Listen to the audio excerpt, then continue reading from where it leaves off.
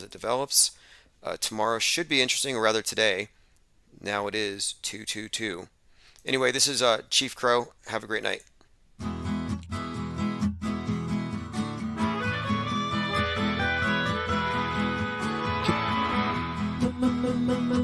Midnight, get so high, out of sight.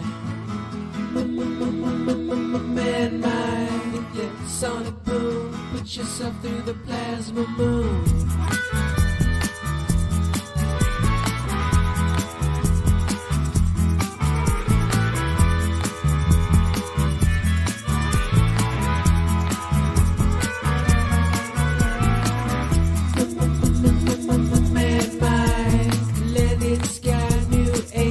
Exploration, midnight, infinite land in chaotic creation.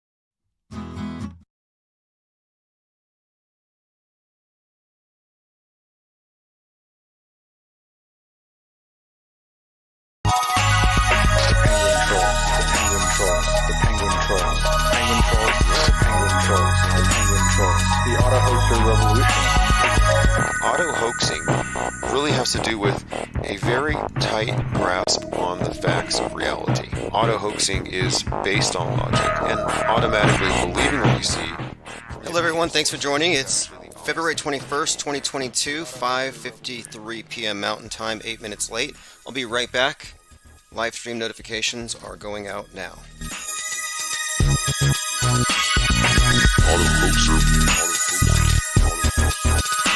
The Auto-Hoaxer Revolution.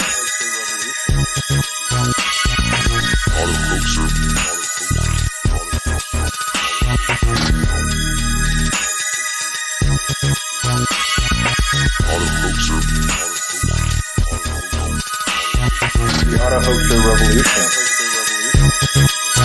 Hey, shout out to our Canadian friends Ronnie and Johnny. Those are the voices you hear in the background, heaping praise upon the Infinite Plane Society. Rightfully so. They've witnessed our work from the beginning, and that's why they're featured in this track, The Auto-Hoaxer Revolution by MVP, the Hardware Vandal. What we're talking about is shifting the burden of proof back to the media.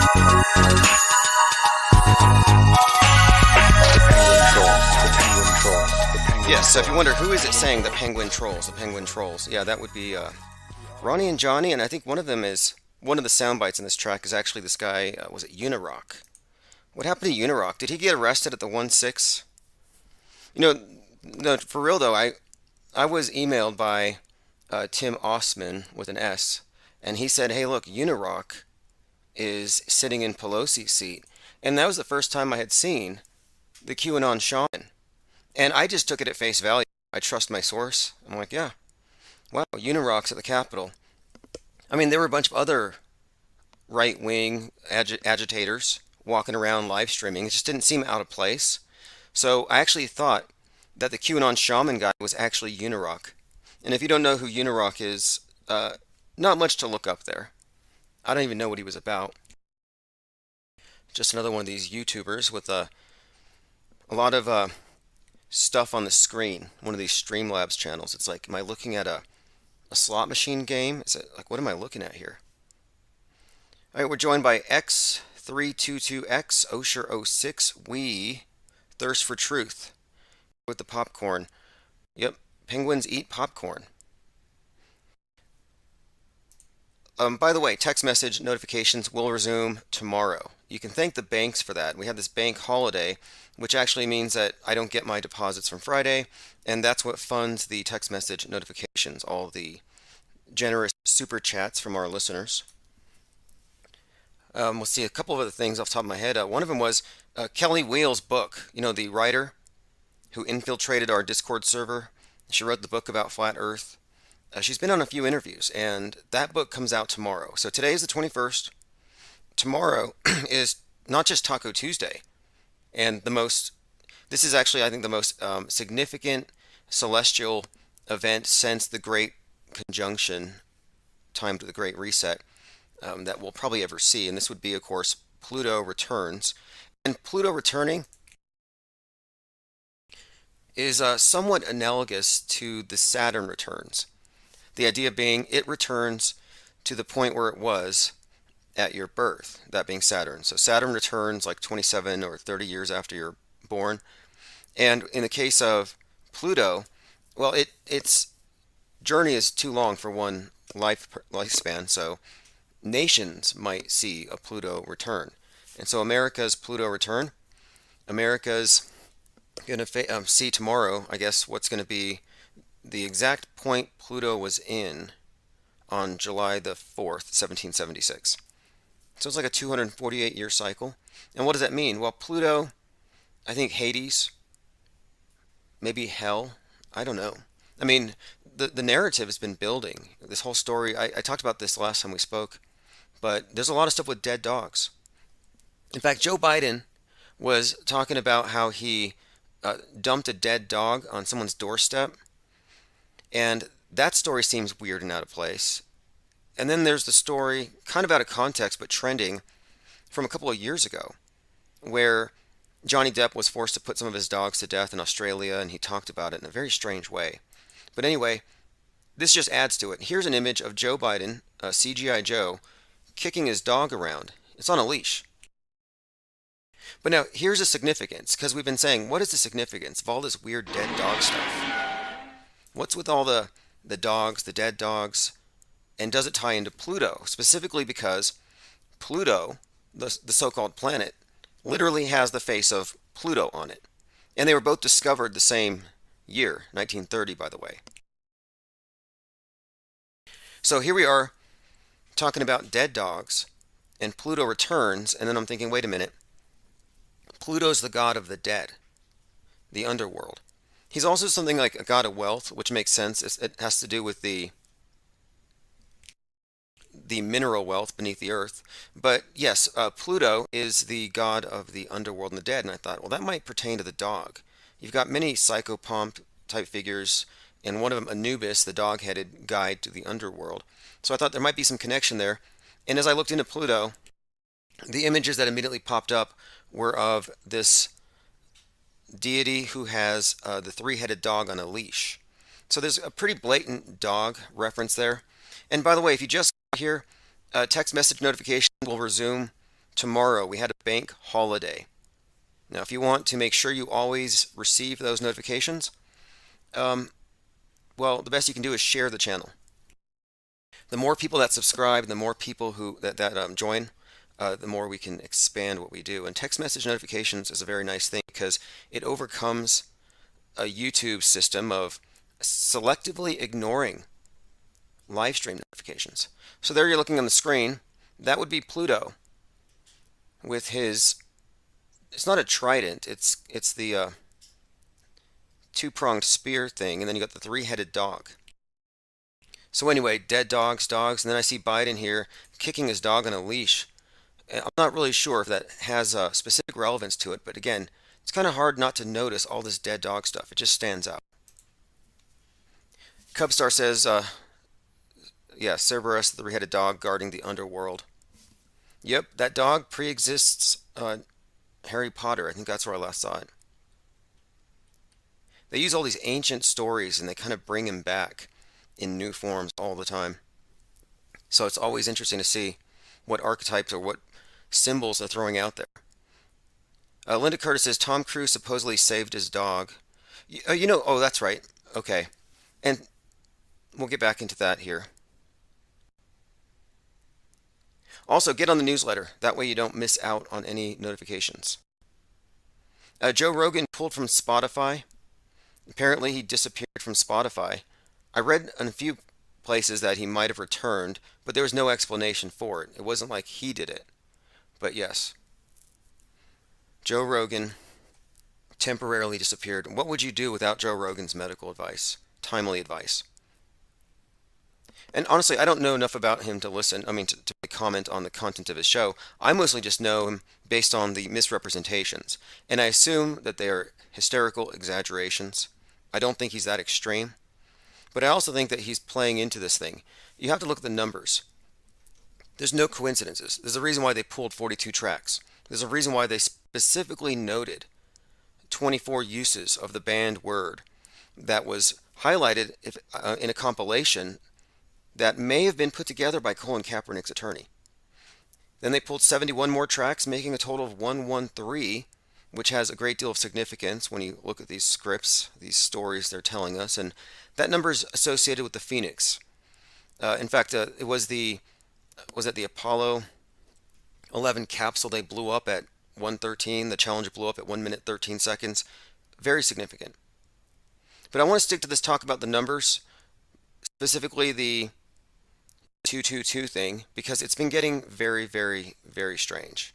In fact, it gets almost it almost lends credence to the battiest of the QAnon stories out there. Like, I would not be surprised if tomorrow, if JFK Jr. doesn't arrive in a flying saucer, landing upon the White House lawn, and riding out on the back of a T-Rex. Like, that's how consistent all of this stuff is. Like, okay, for example, he crashed and died 7/16/1999, or 222 months and 22 days. I mean, these numbers are too consistent. I'm going to go through all of them, so you'll see. I'm not piecing any of this together. In fact, this is being assembled by many others. So, Friday, July 16th, 1999. And that date has other significance as well. For one thing, that's the date that Apollo 11 actually took off from Kennedy. That's also the date that Eyes Wide Shut was released, which is actually about JFK Jr. when you get into the subtext and the meta-analysis of all these different films spread out over time, which we get into all the time here. So, Friday, July the 16th, 1999 to Tuesday, tomorrow, 2/22/2022 is 22 years and 222 days. Now, this stands out to me for like 10 different reasons, but one of them is I just watched a movie called 222, just on a random, I guess you could say synchronicity or something, but I watched this movie, and the first thing I noticed is everything about this movie is a direct ripoff of Vanilla Sky, which isn't necessarily a bad thing. What I mean is they stylistically kind of like copied it. But the overall theme, lots of overlap. But I noticed right away, it's about this air traffic controller. And he's working at the Kennedy airport. Has stuff to do with plane crashes.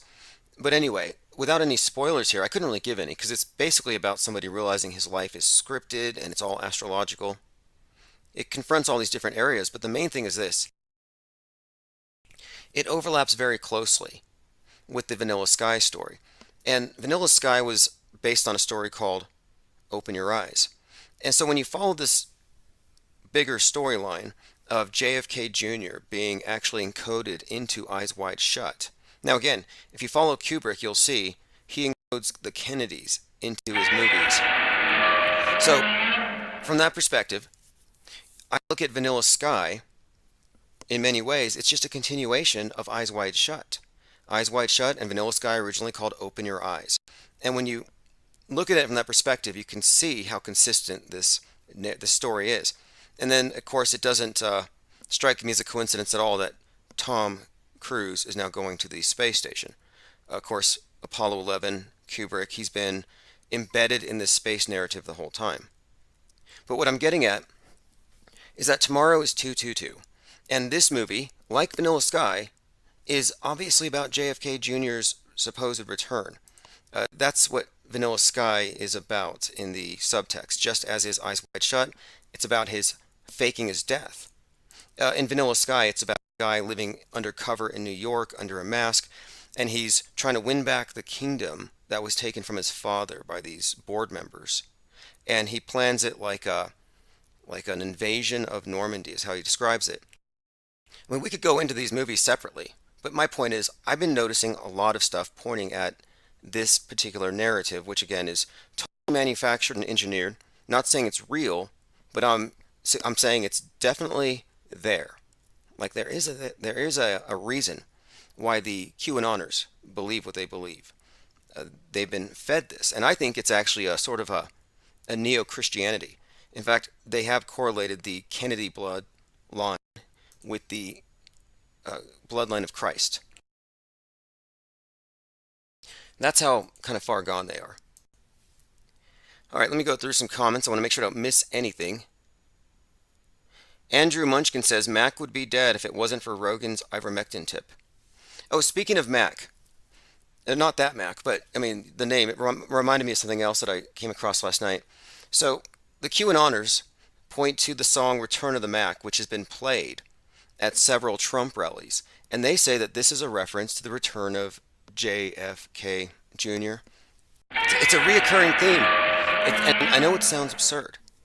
So anyway, I just glanced through Vanilla Sky last night because I remember there's a scene where he almost gets killed by a Mack truck that almost runs him over.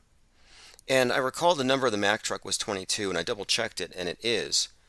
And what's more, the conversation beforehand, if you look at it in this context, is one character says to Tom Cruise's character, he says something like, your life flashed before my eyes. He says, how was it? Worth dying for. And in that context, you could see it's almost like they were joking about the fact that it was all a movie. Scripted, worth fake dying for.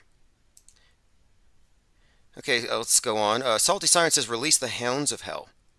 Okay, yeah, Pluto returning. Sounds like it could be.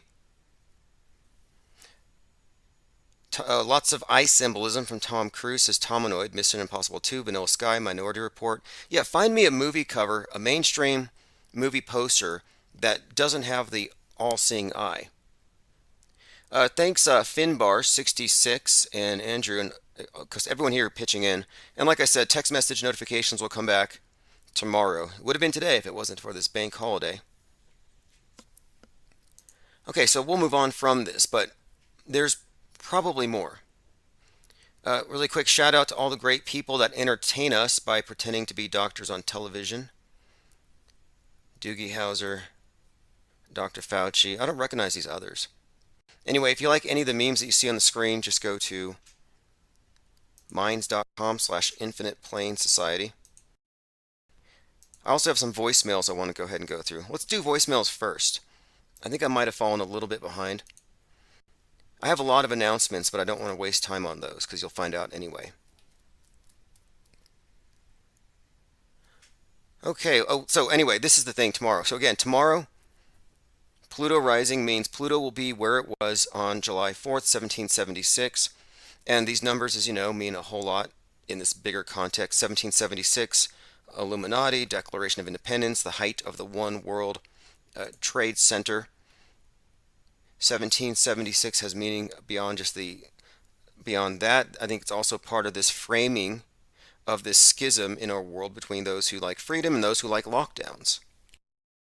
And I think the lockdown side is represented by the revolutionary Marxists who are actually pushing for 1619.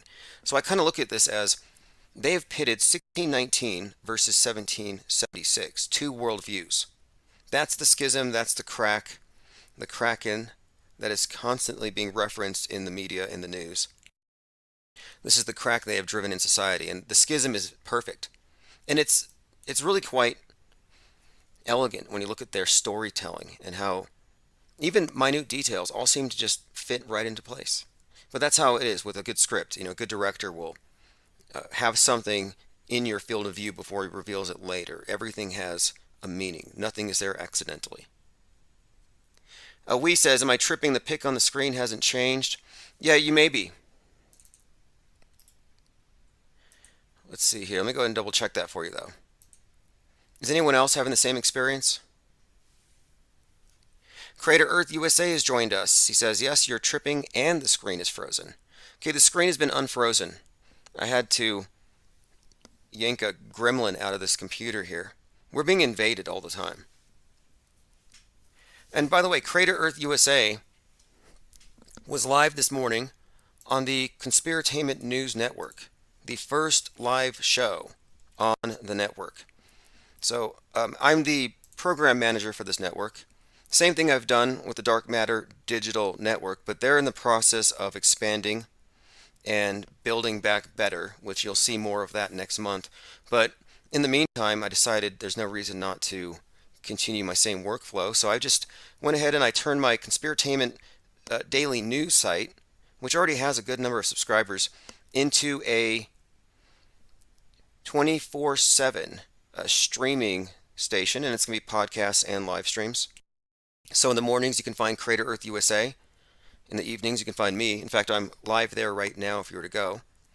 And then we have an embedded player here, so if you missed something you can check it out here, like the latest Crater Earth USA episode 25, Here Come the Robots Again, where I believe I called in, and then some robots rights activists called in, and it got kind of steamy when another robot called in. So if you want to check that out, just go to conspiratainment.live, conspiratained.com, conspiratainment. I mean, there's so many domains. Just go to conspiratained.com. But regardless, as long as you're following anything that we're involved in, you won't miss these links. But the objective here is to have 24/7 interesting content always playing, whether it's live or not. And if you miss it live, you can catch it. So it's all there. And also, every one of the hosts that join us, they have their own page with all of the relevant links. And so you can find out everything you need to know about them. So the Conspiratainment Radio Network is live. So it's sort of an unofficial launch. Salty Siren says, Crater Earth USA has an amazingly fun show. Yeah, there's a great group of people there in the mornings. Rourke66 says, I watched Gremlins 2 last night as a suggestion from Chief Crow. Nothing against Chief Crow, but I didn't like it. The movie sucks. Anyway, yeah, that's true. But that's the thing I found. Every movie's terrible. When I watch movies, it's because I need something to laugh at. I went to go watch Moonfall, and I know I was laughing at the wrong parts, but nothing's going to look as believable. It's not going to be as compelling as it was before you knew the news was fake.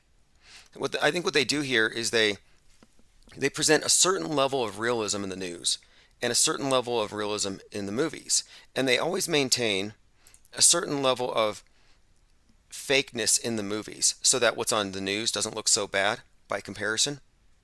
But as we move forward through time, you can see it just becomes increasingly exaggeratingly bad. Like, for example, I got a video of some crisis actors from a shooting in like 98, and they used to go all out. They'd have people on their knees crying, mothers hugging their kids saying, where were you? And just really going into these deep like method acting scenarios. And they played for the cameras, and it was all just really bad acting. And I think they did this for a few reasons. One, because you wouldn't want to watch it. It's just cringy, so it makes you not look too close. And then two, yeah, you see people in distress, and you don't really question the story. So I will probably play some really bad crisis acting videos soon, too. By the way, adrenochrome's real. Whatever they call it, whatever they are supposedly doing, the elite, the they, whatever they're doing to extend their lives, whether they're actually drinking blood or just harvesting your souls through soulless music videos and other things that just hog your attention. Look at Madonna. She's 63. She shocks fans. This is from Entertainment. Teenage Kicks. Madonna, 63, shocks fans with a new pic as they claim she looks 16 years old. And she does. What is with this? Adrenochrome? There's nothing plastic surgery can do that will do this. Have they replaced her? I've seen her bathing. Wasn't she bathing in blood a couple of years ago? Something. Alright, let's move on. Salty Siren says Gremlins starring Lil Wayne. I didn't know. They need to go ahead and just do another installment. You know who? Oh, that reminds me. That reminds me. Some people are so unoriginal. Look at Baby Yoda. I knew there was something I hated about him.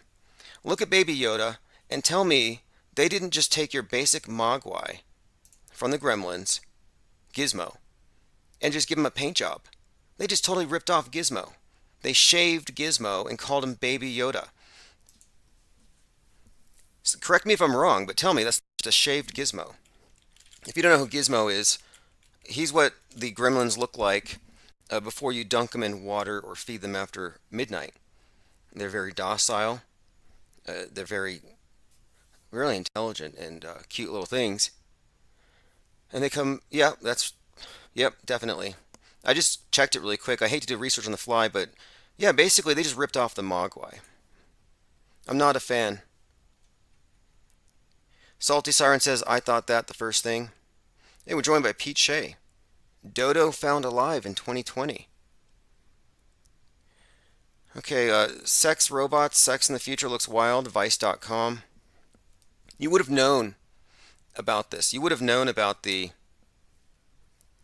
agenda to replace people like this if you had been reading the writings of the Satanists of the 60s and 70s. And Anton LaVey in particular was writing about how artificial human companions would be replacing people.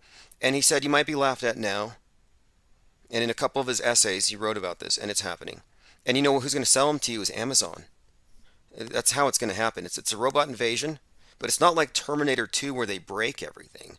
No, they're just going to make you lazy and docile and codependent. They're just going to basically take over in that sense.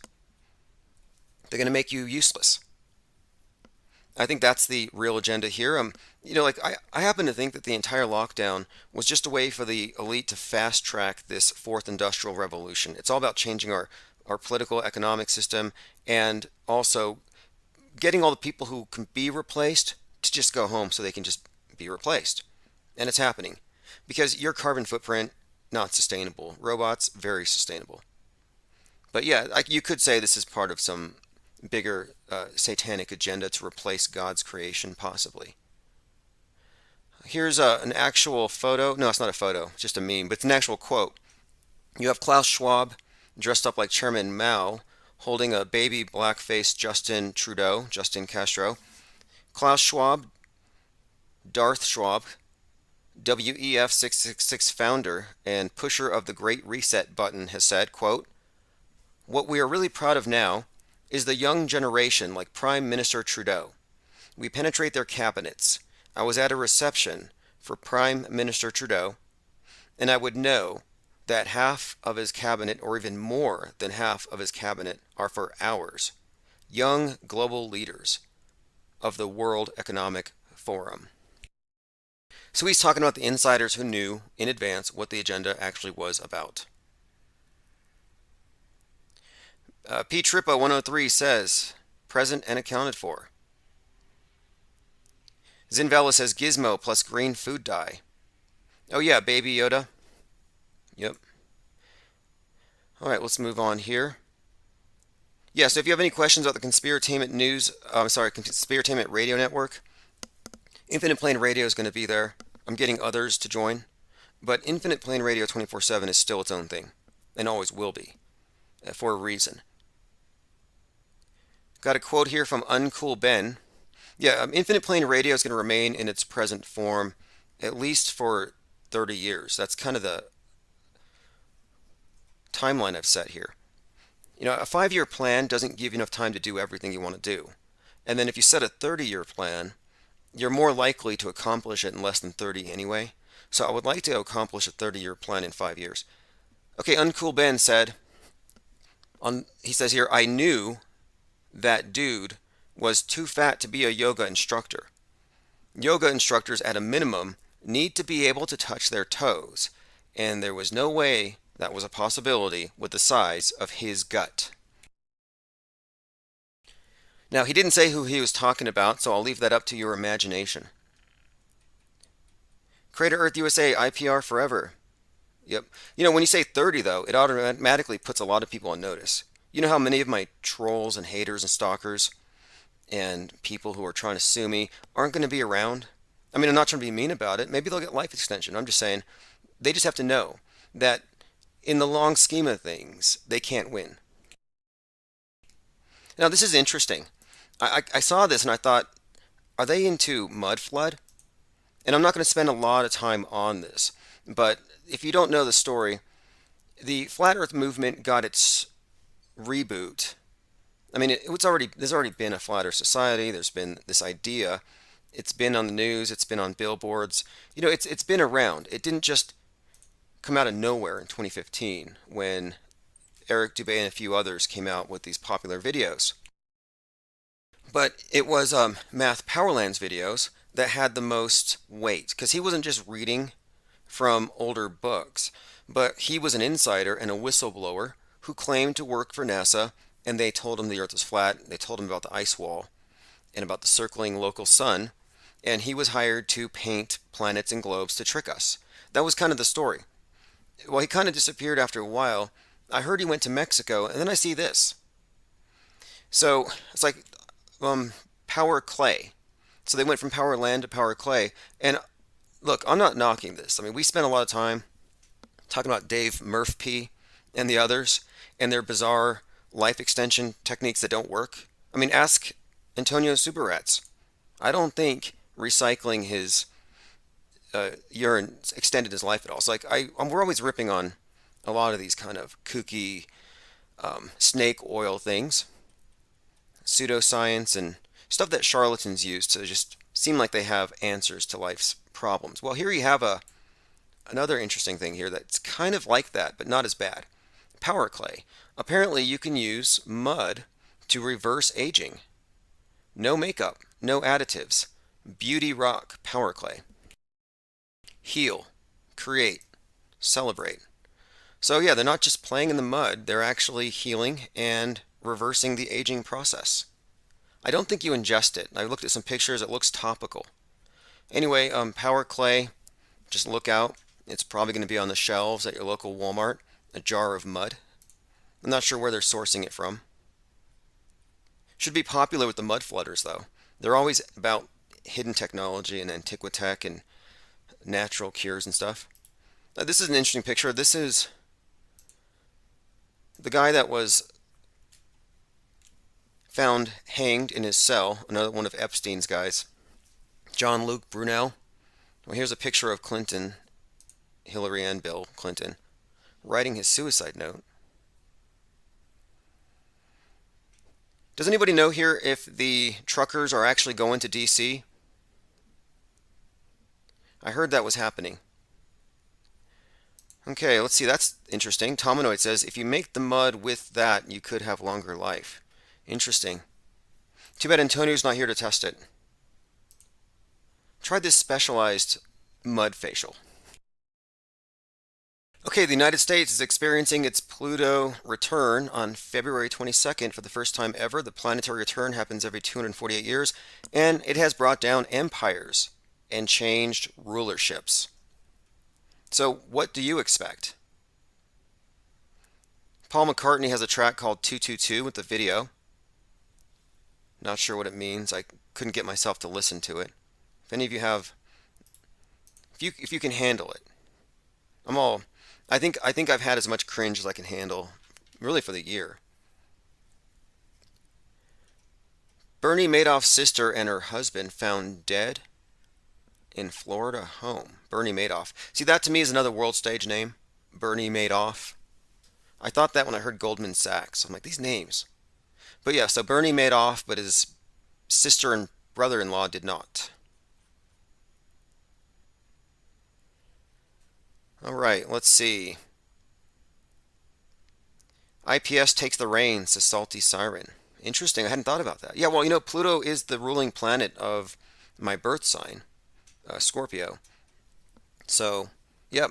And I'm not sure exactly what it all means. I mean, Hades, Pluto, Hades, Pluto, these underworld deities aren't the same as Satan. They're not the devil necessarily. Pluto's a god of wealth. But we'll see. By the way, you're looking at the screen at a prototype for a Funko Pop Fepe. And the wrench was drawn with one line with a 3D drawing pen within the animating program, and it has IPS on the wrench. I'm going to actually get these produced. I actually want to make Funko Pops of everybody on the Conspiratainment Network. I think it would be funny. But anyway, there you go. There's a link if you want to purchase that. That is an NFT, one of a kind. I'm not going to make any more of these ones because he has a bald spot on the back. I missed that spot. Like I said, it's just a prototype. Might like the chest. It's a metallic silver feathers. Pete Shea says Richard Dreyfuss played the role of Bernie Madoff. I liked Richard Dreyfuss in What About Bob with Bill Murray. With the, what was it called? Shock Therapy. Interesting movie. All right, let's go ahead and move on. Rourke66 says, yeah, and they were 87 and 90 years old. Those Madoff murder-suicides. Who kills themselves at 87 and 90?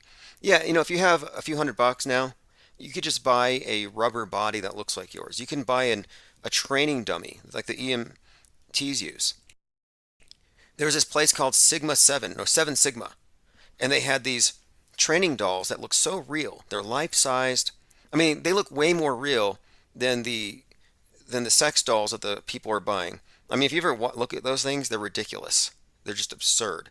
But these training dolls look way more realistic. And I probably shouldn't say that because now all the robosexuals are going to buy training dummies. But they have like the intact trachea, so you can do intubation. Like they're super realistic and customizable. So anyway, if you had any money at all, you wouldn't have to just kill yourself. It'd be so easy to fake it.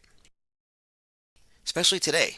I mean, you're also talking about people who have to be deep within this whole PSYOP entertainment complex. You can be a no-name rapper and get away with a fake murder and cash out. Why can't they do it? So yeah, I think you're right about that. They're probably still alive.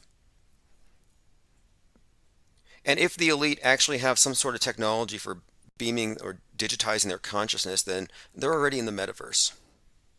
Now, I'm pretty sure that Prince Philip missed that opportunity. I think that he's been reincarnated. This thing that's popping up everywhere is AIDS. His grandson, Prince Harry's like, everyone get their AIDS test. Yeah, it's because he knows grandpa's back. And if you recall, it was Prince Philip who said, when I die, I hope I can reincarnate as some virulent strain of AIDS so that I can help save the planet. I mean, that's one of the typical statements, though, of the misanthropic environmentalists. You can't be an environmentalist and be pro-man. You're a misanthrope. Yeah, Prince Philip said he wanted to be reincarnated as a deadly virus to stop overpopulation. In the event that I'm reincarnated, as in, if I don't go to hell, I'd like to return as a deadly virus to contribute something to solving overpopulation. Now, he said that about 33 years ago or so. But who talks like that? Especially coming from a position of power, an elitist. And then how do you change that into everybody get your backs? We care so much about you. Yeah, so anyway, it could be both. Maybe he was reincarnated as a virus. All right, let's move on here, going through our... A nanny is being created by Chinese scientists to grow babies in robot wombs. So that's coming. It's in all the movies too. It's amazing how consistent the messaging is across all entertainment, all media, all video games, whatever you're looking at. If your head is in this matrix, and if you're immersed in it, you're getting very consistent messaging. And I'm pretty sure now that all the moonfall stuff has to do with a crash, probably a crypto crash. And the reason I think so is it's all been crypto to the moon, and it was the wolf moon of 2021 where Musk said crypto to the moon. And then the billionaires start flying into space. They start this new space race. And now you fast forward to 2022, moonfall's coming out, and they say, oh, Musk has a piece of space junk about to hit the moon, which they subsequently changed to a Chinese rocket's going to hit the moon. But the point is, moonfall, stuff falling from the sky, the moon's going to be hit. And we've had two major market crashes, the two biggest market crashes of all time, well, recent history, 87 and 2020. And these would be the Black Monday market crashes. Well, Monday, of course, is Moon Day, so Moon Day crash. So I'm thinking moonfall, market crashes. Last year was to the moon, so just a heads up. And last year, I gave a heads up on that wolf moon, and if you had invested into Dogecoin, you would have made a little bit before it obviously and predictably went back down. And I was basing this off of a very interesting picture that was tweeted. And it was on the SpaceX website, is where he had the two Starship rockets looking like two towers. And if you look at the tarot card, the moon, you have these two towers. And between the two towers, you have the actual moon. Well, in this picture, between the starships, you had the moon. And it was the Doge moon. Oh, I'm sorry, the wolf moon. And at this time, he was saying Doge to the moon. So dog, coin to the moon. And if you look at the moon card, it's got the dog on it. It's got a dog and a wolf. They're mirrored. And speaking of mirrors, the number two, this whole numerology obsession with the number two this month started on the 2nd, on 2/2/2022 at the time of 6:48 a.m. and 9 seconds when a 22-year-old was shot. His name, a mirror. It's like a mirror, and it's in the Twin Cities. So again, twins, Twin Towers. This is a recurring theme. Twin Cities, a twin event. Even has the same family attorney. But you're looking at this and you're like, wait, a mirror and the last name Locke, and they went into his house with a no-knock warrant, so they had access to the lock. I mean, this is just storytelling is what I'm saying. But anyway, that's when the number two really became hyper-emphasized. And, of course, now everyone's talking about it, so tomorrow's the most significant Taco Tuesday in 248 years. Here's some more. I don't even know if this is important news. It's just, I mean, this is so just repetitive, but we have to go through this. So there was a 33-year-old man shot multiple times on Sunday in Park City. He was transported to the 3300 block of 7th Street. I get all these people sending me these things. You always have these very conspicuous 3300. And again, we're just looking at this in context. We have this high-profile PSYOP killing of a 22-year-old. And let me show you something else. This is where these numbers really kind of tell the story. This is another example.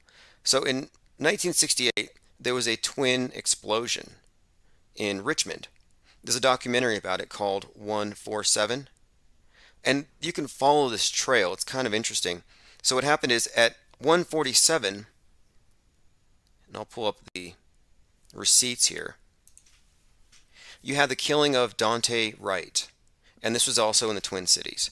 So the killing of Dante Wright in the Twin Cities was right around the time of the Kentucky Derby, which happened to be number 147.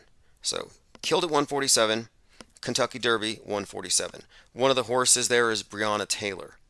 Again, Breonna Taylor, another one of these names that they're marching for at the time that Dante Wright is killed, and represented by all the same people and attorneys, etc. Same agendas here. And it just so happens that the Kentucky Derby is known for its twin spires. So you have Twin Towers, and then you have, again, another Twin Cities killing, and the 147 reference, and then what's more, 1968 twin explosions. And if you follow this channel, 1968, as we were witnessing, was largely a template for how they scripted 2020. They did the same thing with 2021 and 1969. A couple quick examples would be the space race, the anniversary launch, the July 20th launch anniversary of the Apollo mission. You even had an anniversary killing corresponding to the Manson killings, among many other things. ARPANET, 1969, 5G, Internet of Things, emerging 2021. Lots of overlap. Again, I'm just pointing out these events are super connected. Dante Wright was pulled over because of an air freshener over his rearview mirror. And the air freshener, of course, was there because ostensibly, I guess, he couldn't breathe? I think that would be the reason. So I can't breathe is this reoccurring theme. It's about air. And then at the same time, the pine tree, the evergreen pine tree on the air freshener, corresponded to this other agenda at that time where schools in Oregon were banning pine trees because of their association with lynching. So you have more of this I can't breathe lynching stuff thrown into the mix. Then it turns out Dante Wright, who was killed on 63rd Street, it was just down the street from where Floyd was killed, his teacher was George Floyd's girlfriend. These are just some of the connections, but it's really a web. It's really a web that they have here with all these different connections between these individuals. And what we're looking at here is this revolutionary Marxist thing, but it's beyond just BLM. The I can't breathe has been extended and universalized to I can't breathe because the environment and the world's going to die because of capitalism. I mean, ultimately, it's about the political and economic system, and they're using very sophisticated propaganda to influence people. These are influence operations. Now, again, George Floyd, 846, that kneeling, we were witnessing a lynching for all intents and purposes. And they chose 846 to correspond to the time the sun set that day in the Twin Cities. And of course, that was as we entered into Gemini, twins.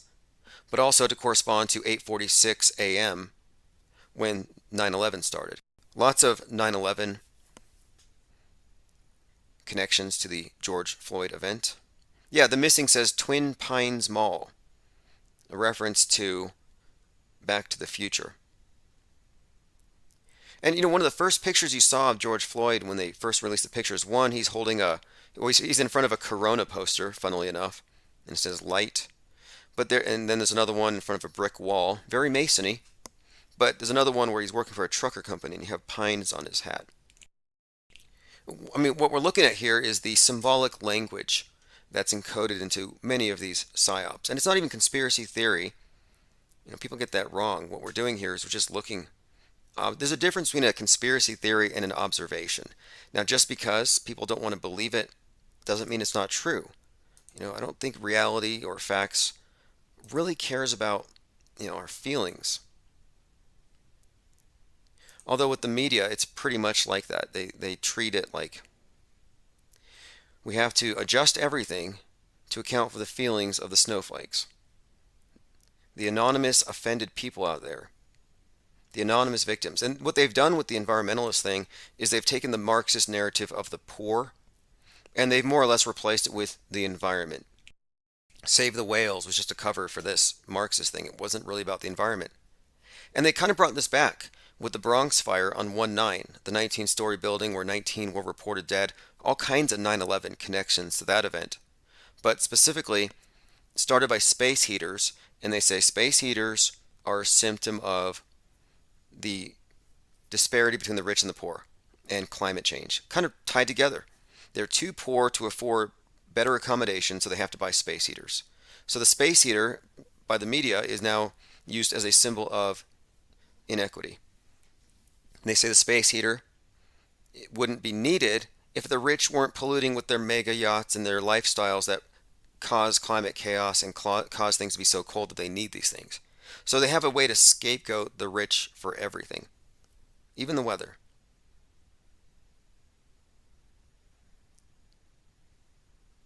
Okay, let me see here.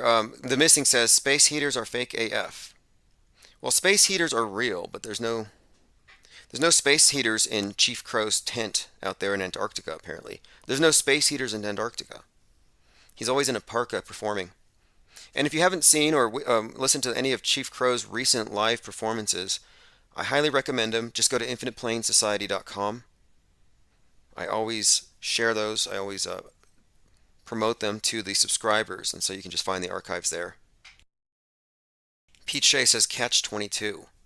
Yeah, so what is the significance of this Pluto rising? And again, the best I can come up with, isn't it? It's George Washington's birthday. He was born what year? But anyway, the main thing is this: Tuesday, lots of twos involved, all this twin stuff, and then you've got Kanye West. So let's bring that up too.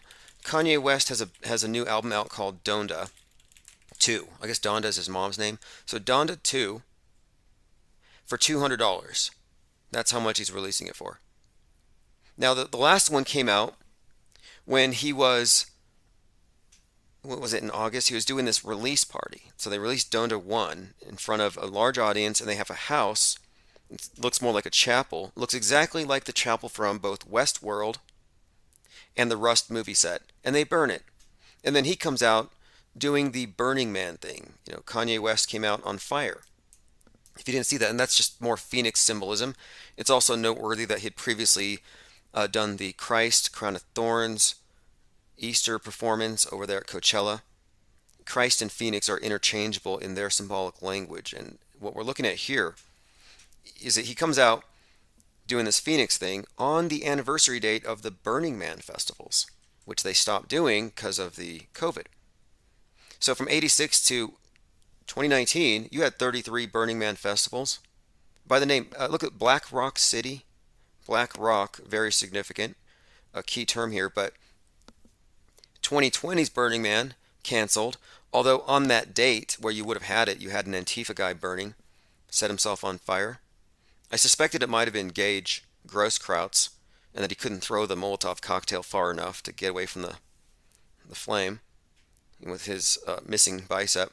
But whoever it was, this Antifa person came out just dancing in flames. It was hilarious, shocking, scary, depending on the soundtrack that you put to it. But it was definitely a Burning Man. Well, Kanye did a Burning Man on this anniversary date. I don't think these are coincidences. So now here he is with the second installment. And again, the advertisement for the album has a burning house. A big burning, and it's a white house too. So I've been thinking, what does all this mean? What's with all the, and burning houses? Here we go. Look at this, Kanye West, 22222. Now at his Donda 1 event, he was accompanied by DaBaby and Marilyn Manson. The significance of Marilyn Manson would be his association with Westworld. Now he wasn't on Westworld, but again, pay attention to the terms here, like West. Not a coincidence, I don't think. We're talking about burning buildings. You know the Bronx fire, the 19-story tower I was talking about? It was the Northwest Tower. And I think one of Kanye's children's name is North. He's got this Northwest, and this burning Northwest is this reoccurring theme here. Now he had Marilyn Manson there, who again, it was his now 33-year-old girlfriend, Evan Wood, who's the star of Westworld. Again, Westworld, a movie about the AI rising up and exiting this staged reality. Again, burning of what? Western chauvinism. That's what I think we're seeing, burning of the West. So you have Marilyn Manson, and what's Marilyn Manson there representing? Well, we're talking about, earlier I said the 1969-2021 overlap. The Marilyn Manson is out in the news for all his horrible things that he did, the torture, the things that were seemingly indescribable that he did to all these different women. We haven't heard much in terms of detail, but his name was always out there. Manson, Nazi knife sex, Manson mind control, Manson torture, and then this guy kills his kids on the anniversary of the Manson killings. So Manson is out there as far as the meme and this phrase, and it's consistent, like I said, with 69. In fact, you have the Manson and the Tate Lee Bianca killings. Well, last year, Manson was sued by a woman named Bianco. So you just change the A to the O, which makes me think Alpha, Omega. And if you look back at Manson and his whole apocalyptic thing about how he was Jesus Christ, in fact, he was like 33 when he started recruiting people for his little cult. So Manson's there.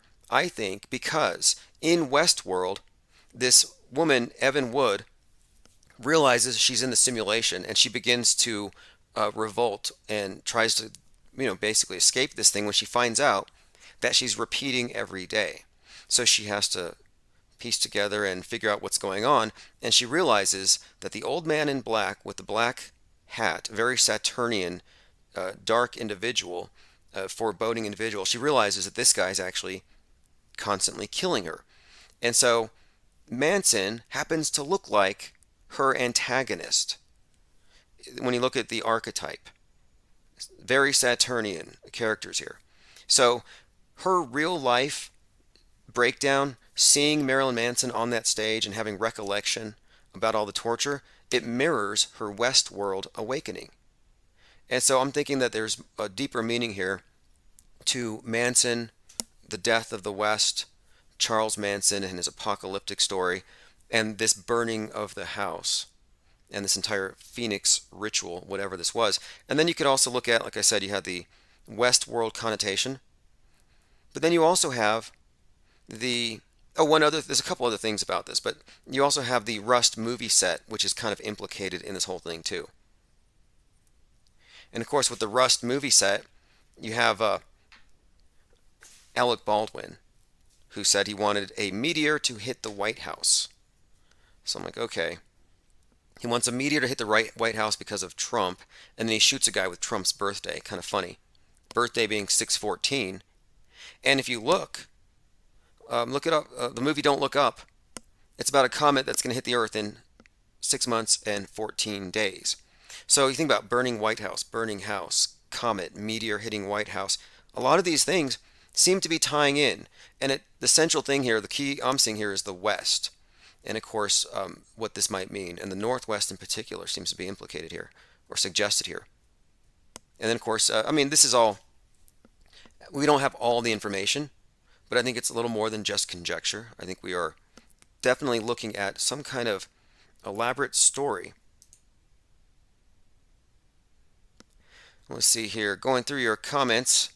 The Missing says Kanye has a new series on Netflix. Portal says, check out Amy Goodman from Democracy Now! It was Janis Joplin.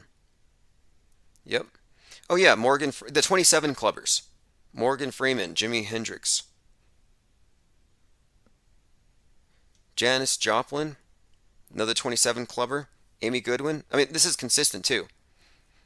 Going into politics, going into media. You got Jim Morrison becoming Rush Limbaugh. Oh, by the way, Rush Limbaugh, 33 years, and then he dies last year, if you think he died. A lot of QAnoners thought that Rush Limbaugh was going to come back.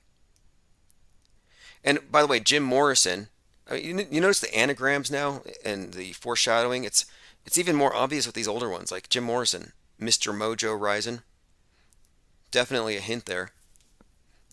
I was at a dispensary the other day, and I hear the song Painted Black on the radio, and the lady at the front is like, oh wow, it's Jim Morrison.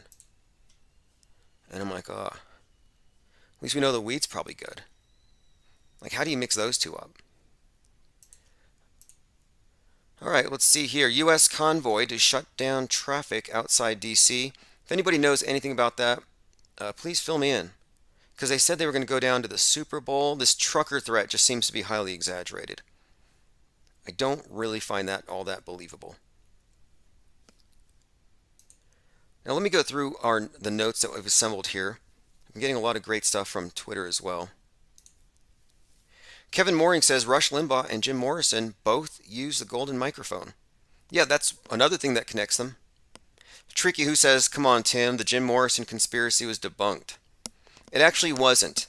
And if you're being paid as a government agent or whatever to maintain that they're two different people, Rush Limbaugh is already off the stage, so there's no reason to maintain that one. And it's definitely becoming increasingly obvious that Bill Hicks is Alex Jones. Unless Alex Jones at 46 just happens to look 60 from all those supplements.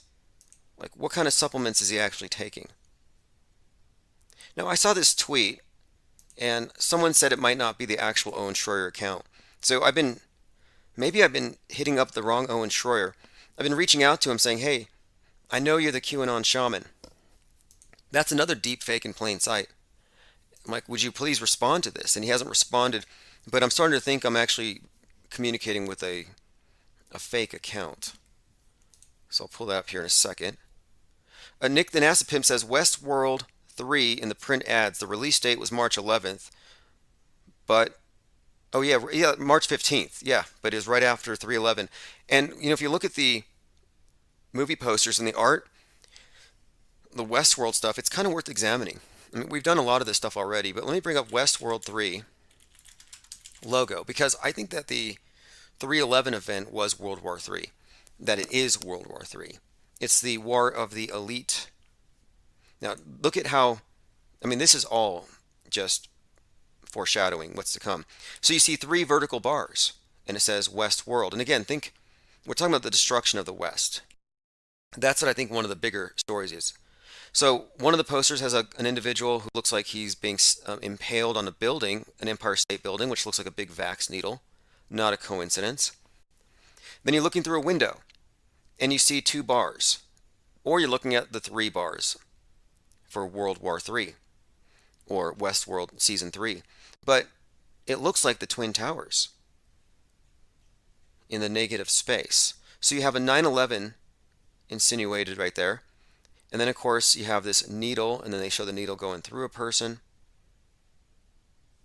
And then, when you look at this version of the logo, where it looks like where you have the W, and then the vertical lines on the outside of each side of it, turn it sideways, and you see a 3/11. So you have 3/11 and 11/3, you could say, encoded into this West world. So 3/11 and 11/3 associated with a visual depiction of the Twin Towers, hidden in plain sight. West World WW33. I mean, a lot of this coding is very easy to take apart, but now in retrospect, you can see the significance of the building going through 3/11, seeing as how buildings like the Empire State Building have been used symbolically to represent various things, this Vax agenda part of it. In fact, even rockets and booster rockets and the trip to space, the outer space program, has some interesting parallels that they've made with the vaccination agenda, specifically the correlation between the junk in your veins and the space junk in orbit. So they've correlated orbit with circulation. And check this out. The first thing to go into orbit was Sputnik. The first COVID vaccine was called Sputnik, released by Putin. But again, the space station itself was hit by space junk right in the arm last year, like it was getting vaxxed. So space station has a 32-foot arm, and it got punctured, a little hole in it. And the thing is, the mission was called Celestial Immunity. So again, more storytelling disguised as news. Tominoid says Westworld 3 ends with Joker-style riots. Yeah, because there's a metaphor. I mean, when you're looking at robots or synths, even in the new movie, I think it was called, or the new series I'm watching is called Human or whatever. In that series, the whole thing is really about how the robots are going to rebel. It's about how the lower classes will rebel. It's a classist Marxist storyline. The same thing with Wall-E. And Wall-E has a lot of 113, 311 stuff. Even the Directive 113, they put on the gas mask and they have to leave the Earth. It's about a space arc. But, even in that movie, it's about the robots being the lower class that are needed to maintain these artificially fattened and lazy, disconnected rich people who are just floating away out there in the space, and they don't do anything but stare at their screens and drink their probably human meat slushies or Slurpees, whatever they're drinking. I think it's cannibalism on the ship. But that's beside the point. The point of it is their lifestyle was facilitated by the robots. And that their lifestyle is the unsustainable lifestyle that destroyed the Earth and covered it in junk, which is why they're in the space arc in the first place. So when they do go back down to the Earth, they get rid of all the robots. And they say, no, we're just going to work the fields. So you have these people now becoming farmers. So Wall-E was about an agrarian communist revolution and the destruction of capitalism and free market and private property. That's what it's really about. And that's what the children have been inundated with. And we have too. We were born into this thing and we've been, I mean, look, War of the Worlds. Look, they've been telling us these same stories for a long time, but they've been intensifying it. And this is the 33rd year of global warming. So if there is going to be a flood, it's probably going to be this year. Just a heads up. And I don't know how they'll fake it or manifest it or make it happen, but we shall see. I mean, you can only do so much with CGI. Echo Charlie said Owen would have had to have done some quick changes on January 6th unless some pre-recording went on. Okay, well, consider this. We are 21 years past a date where they use CGI planes and pre-recorded footage to simulate a terrorist attack in America, and it fooled the entire world. So the idea that one actor might do a costume change, yeah, I think it's not a tall burden. I'm pretty sure Owen is the QAnon shaman, but I'm willing to be proven wrong. It's not outside the realm of possibility, and if you accept that Bill Hicks is Alex Jones, then what's more likely? That Owen Schroyer is a dupe who doesn't know that he's working for Bill Hicks? Or that they're all a bunch of fakers, that it's just a big clown show? I mean, I think if you spot one clown, it's probably all a clown show. Echo Charlie says, I love it when Tim says negative space. I think his art is going to take off. I don't know if my art has mass appeal, but I think the memes of the Infinite Plane Society could take off. Not because they're massively appealing, but because of their dangerous virality. Tomanoid2 says the 2001 Space Odyssey poster looks like a giant syringe. And speaking of which, the visual special effects guru, Douglas Trumbull, from 2001 Space Odyssey just died at 79. The significance is Kubrick died before his magnum opus, 9/11. So, and I say died in quotes, because he probably had to go undercover to direct it even more effectively. I mean, you're planning something for decades, you think you'd want to be there. So, I think Douglas Trumbull's passing is really an indicator that quite literally the sky's about to fall, whether it's satellites, space wars, and I've been saying this for some time, that the buildup is there, and just a couple weeks ago, 40 CubeSats fell, unprecedented. So we've been vindicated. You know, we are reading the stitches on the fastball, as Jim Morrison used to say on the Rush Limbaugh program. P. Trippa says, don't expose them. Tim, what if everyone knew the planes were fake? Yeah, good luck. You know, in its proper context, media is the new religion, and it has its myths. It has its martyrs. It has its heroes. And there's nothing you can say that will ever change these, you know, basic foundational myths. And 9/11 is now one of those, just like Pearl Harbor. And if you're a committed atheist, you can make large logical arguments and deconstruct all of the claims of religions. That doesn't change it, you know. So, you know, we're not dealing with people who are fact oriented, and you can't really use facts to deconstruct a delusion that was arrived at through deception, because there's blind spots in people's perception. Namely, they think the television is merely telling them the truth, that it's just a truth-telling device. Yeah, because the oligarchs who think there's too many of us, they're really concerned with us knowing what's actually going on. Space is Water says, why does the old CGI like iRobot look better than the CGI of today? Exactly. That's a great question. You know, because the thing is, Douglas Trumbull, the one I just referenced, the visual special effects guru, said that he preferred organic effects, that the effects that they did with actual props and with miniatures and scale models age better, and they look realer in a real visceral way. They look real 50 years later. The CGI looks corny after 2 years. I was a film studies major and I quit and moved on to I moved on to other things because I was into the idea of real special effects and props and organic effects and recording stuff because it's real, and that's how you made movies. But then I found out, nah, they're using this cheap CGI stuff. And I thought CGI was what you did if you didn't have the budget for the good stuff. But now I understand it. Now I know that the future was going to eventually be CGI and the big studios knew it. But it wasn't just about budget.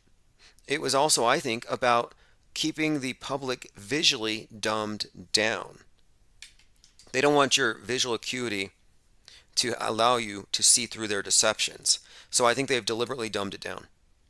I've been describing what we're living through now as something of a neo-reformation, but it's not about illiteracy being used to maintain a disparity of power. It's about this ability to know what's real and fake coming from the screen, a sort of a visual illiteracy when it comes to special effects. And maybe this is why I have not really been easily fooled by any of these psyops, and why I'm so critical of the actors and crisis actors. Because I used to want to direct films, and I used to pay attention to details when I'm editing stuff. And when you edit, you get fired. If you have, I mean, you would never see maybe you would see glitches here and there, but there's a rigorous process when it goes to editing and making things look real for the viewers of these big budget films. And then you look at something like NASA, and you have these obvious glitches. And I'm like, people don't see that? But I do, because I know that, hey, if I was working for NASA, they would have fired me with some of these special effects, but nobody's getting fired there. And I have to wonder why. And maybe it's because it's a small group of people, because the more people in on it, the more likely there's going to be a leak. So they probably just have one or two really bad CGI guys that have been doing it for 10 or 15 years. Kevin Mooring says, Eddie Bravo hangs out with flip-flop Rogan, highly suspect. Now, he's always been trying to wake Rogan up. He told Rogan about fake dinosaurs. He told Rogan about the flat earth in the first place. He's always sort of an agitator, but, Rogan's not a truther, so to speak. And what does that even mean anyway? Does it even mean anything today? What would it mean? What did it mean being a truther in 2010 when you didn't know about crisis actors? Like, you just would not have known enough to have arrived at the correct conclusions. But now there's no excuse. Now, if you consider yourself to be a quote truther and you don't take into account fakery, if you're just treating everything as real until it's proven to be a hoax, then you're basically mainstream. You have a mainstream mediated mind. Again, I have a clip on the screen of Joe Biden kicking a dog. I got the date on it. It was actually December 27th that he kicked the dog. Pete Shea says the Wizard of Osman. Yeah, absolutely. So you've got Tim Osman with an S, code name, or the real name of the guy codenamed Osama bin Laden. Of course, Tim Osman, Ottoman Empire. That has some significance there in that story they told us with 9/11. So you have the 9/11 Tim Osman connection, New York. Then you have Seattle, and that's the Emerald City. So you got Osman, which I happen to think Seattle's going to be the place for the next major 9/11. So the name is meant to be an annoyance to the intelligence agencies behind the psychological operations that mold the mass mind, because you can't say this name without referencing those two events and foreknowledge about the Seattle one. And that has to be troubling to them. Kind of like that movie Utopia. But luckily they don't have a Raisin Boy. In Utopia, a group of people figure out what's going on in advance. They start, reading comics, and they find out what's happening. And they send out, the character who's orchestrating the major psyop sends out damage control in the form of Raisin Boy, Arby, who basically kills anybody who's read the unreleased, unpublished version of the comic that tells you what's coming next. Yeah, let's go into this really quick here. Osman I, origin of the Ottoman Empire. Here's an image of him. What did Osman do for the Ottoman Empire? And then you look up Osman and then look up Osama bin Laden. And I've described us, this channel, we are the Osama bin Laden. I am the Osama bin Laden of Flat Earth. In the sense that, I broadcast from one channel and they nuke it. They send a drone strike. They drone strike it. So I have to run to the next cave. Then I have to run to the next cave and the next cave. And so I feel like I'm running through the desert, underfunded against a mighty army. And the best I can do is, communicate from my cave and hope they don't drone strike me. So yes, the OBL of Flat Earth. And I think I have some pictures. I don't know if these are real or fake. The CIA agent, Tim Osman from the 80s. Anyway, it's a cool story. Maxwell Cooper says, in May, it's the 42nd anniversary of the Mount St. Helens eruption, and that's in Washington, State 42. Okay, that's interesting too, because you had the St. Vincent Island volcano eruption 42 years after. And that was at the same time that Joe Rogan's 42 tracks got pulled. The Missing says, at least you have good kidneys. Oh yeah, I remember that story. How many Bin Ladens are there, though? There are so many different pictures circulating. I never really bought the story. I think I found this. I found it to be lacking in a lot of like visual confirmation. It's just these old pictures and stuff. And I found it more believable that it was an inside job, as Jones was saying. But that phrase "inside job" was 100% misinformation, because it's like saying, well, it wasn't Osama, but then it doesn't say who, or it doesn't say what actually happened. It's still like, well, 3,000 people died, we just got the wrong guy. So instead of becoming a what is it, it became a who done it. And it's like, well, that's the wrong question. It's not a who done it. It's a what is it. It's a psyop. If it's a who done it, then it's a false flag, somebody did it, and we got to catch the real guilty party.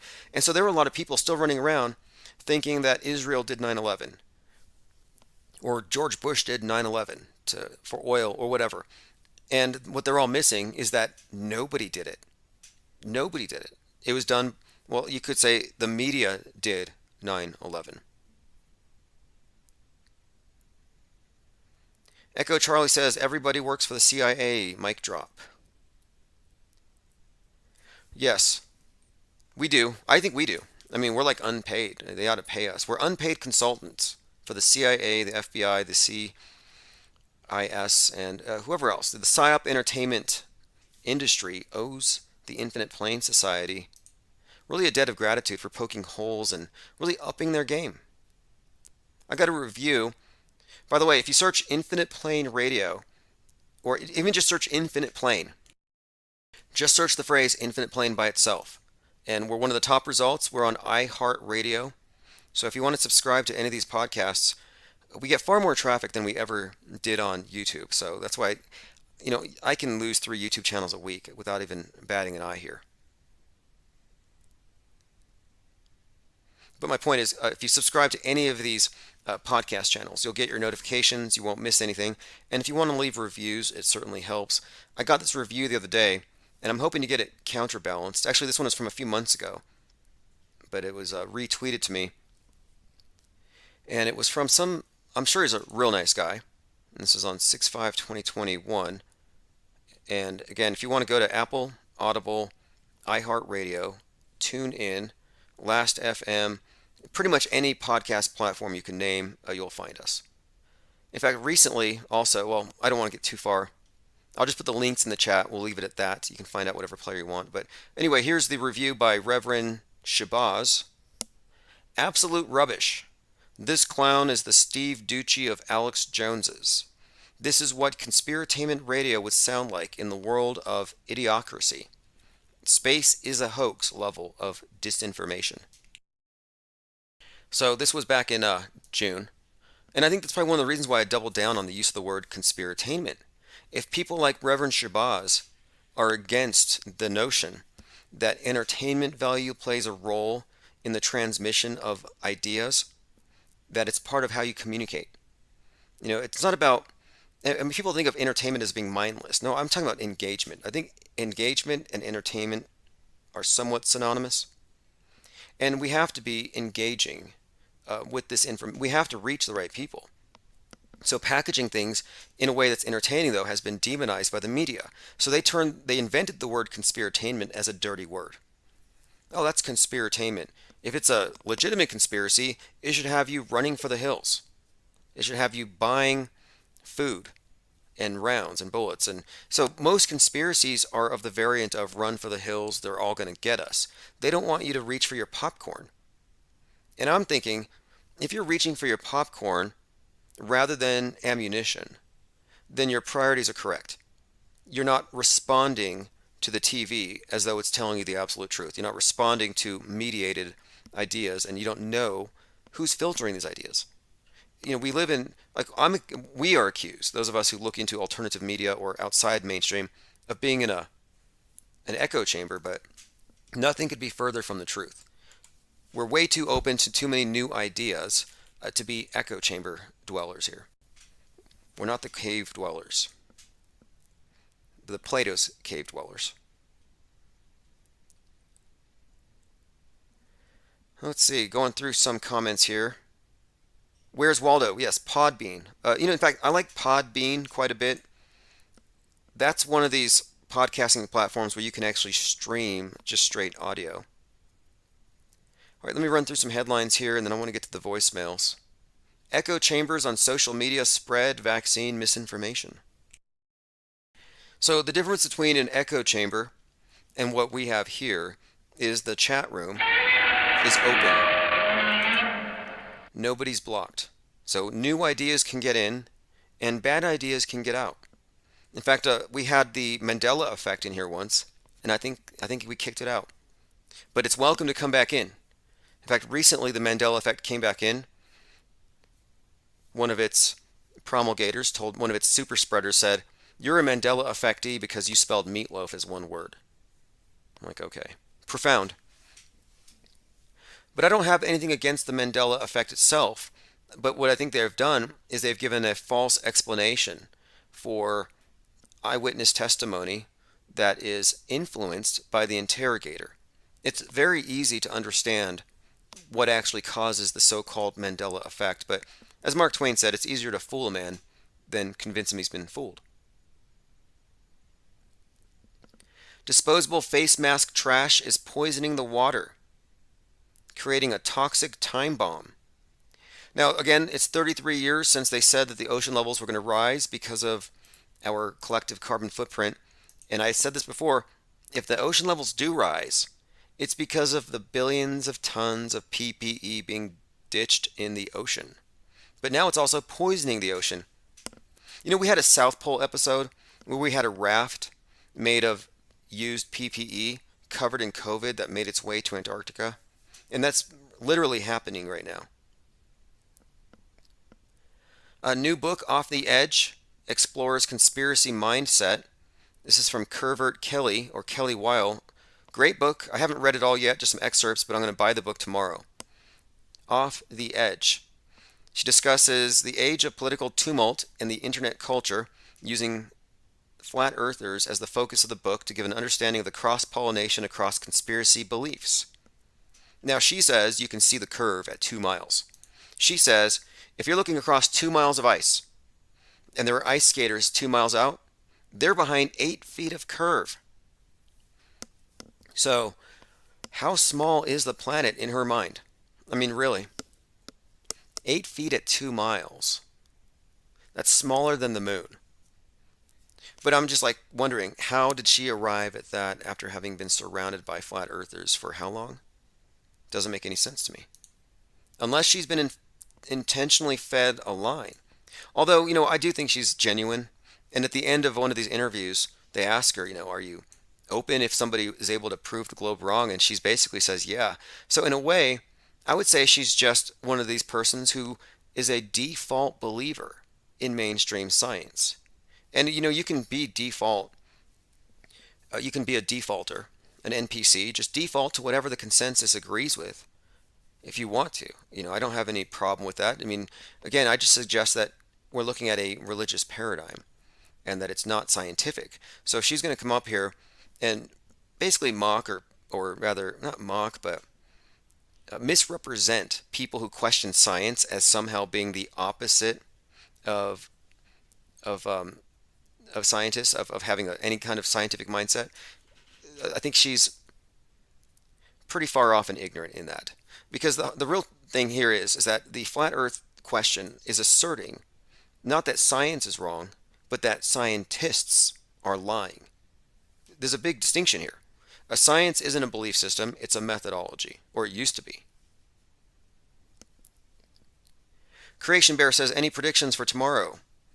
Well, Hades returns. Pluto return. And I think the Pluto return, again, may have been foreshadowed a little bit by the Gabby Petito event. I believe that that was a ritualization of Virgo, personified as Persephone, being kidnapped and taken to Hades. And they found her remains as we exited Virgo and went into Libra, the equinox, and then, of course, the passing from the light into the dark half. All right, webcam XYZ, thanks for the link. How much do you get paid to spam for cam whores or whatever you're spamming for? I assume everybody has a profit motive. There's no way someone's going to spend their free time advertising for online.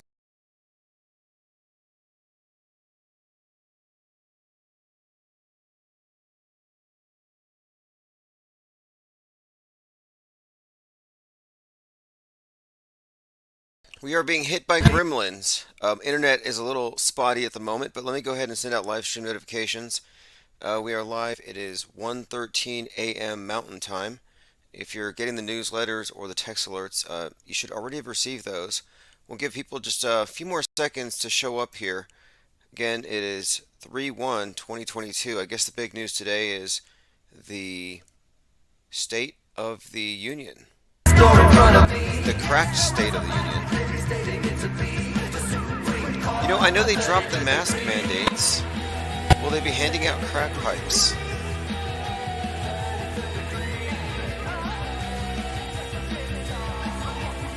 Okay, there's some people here.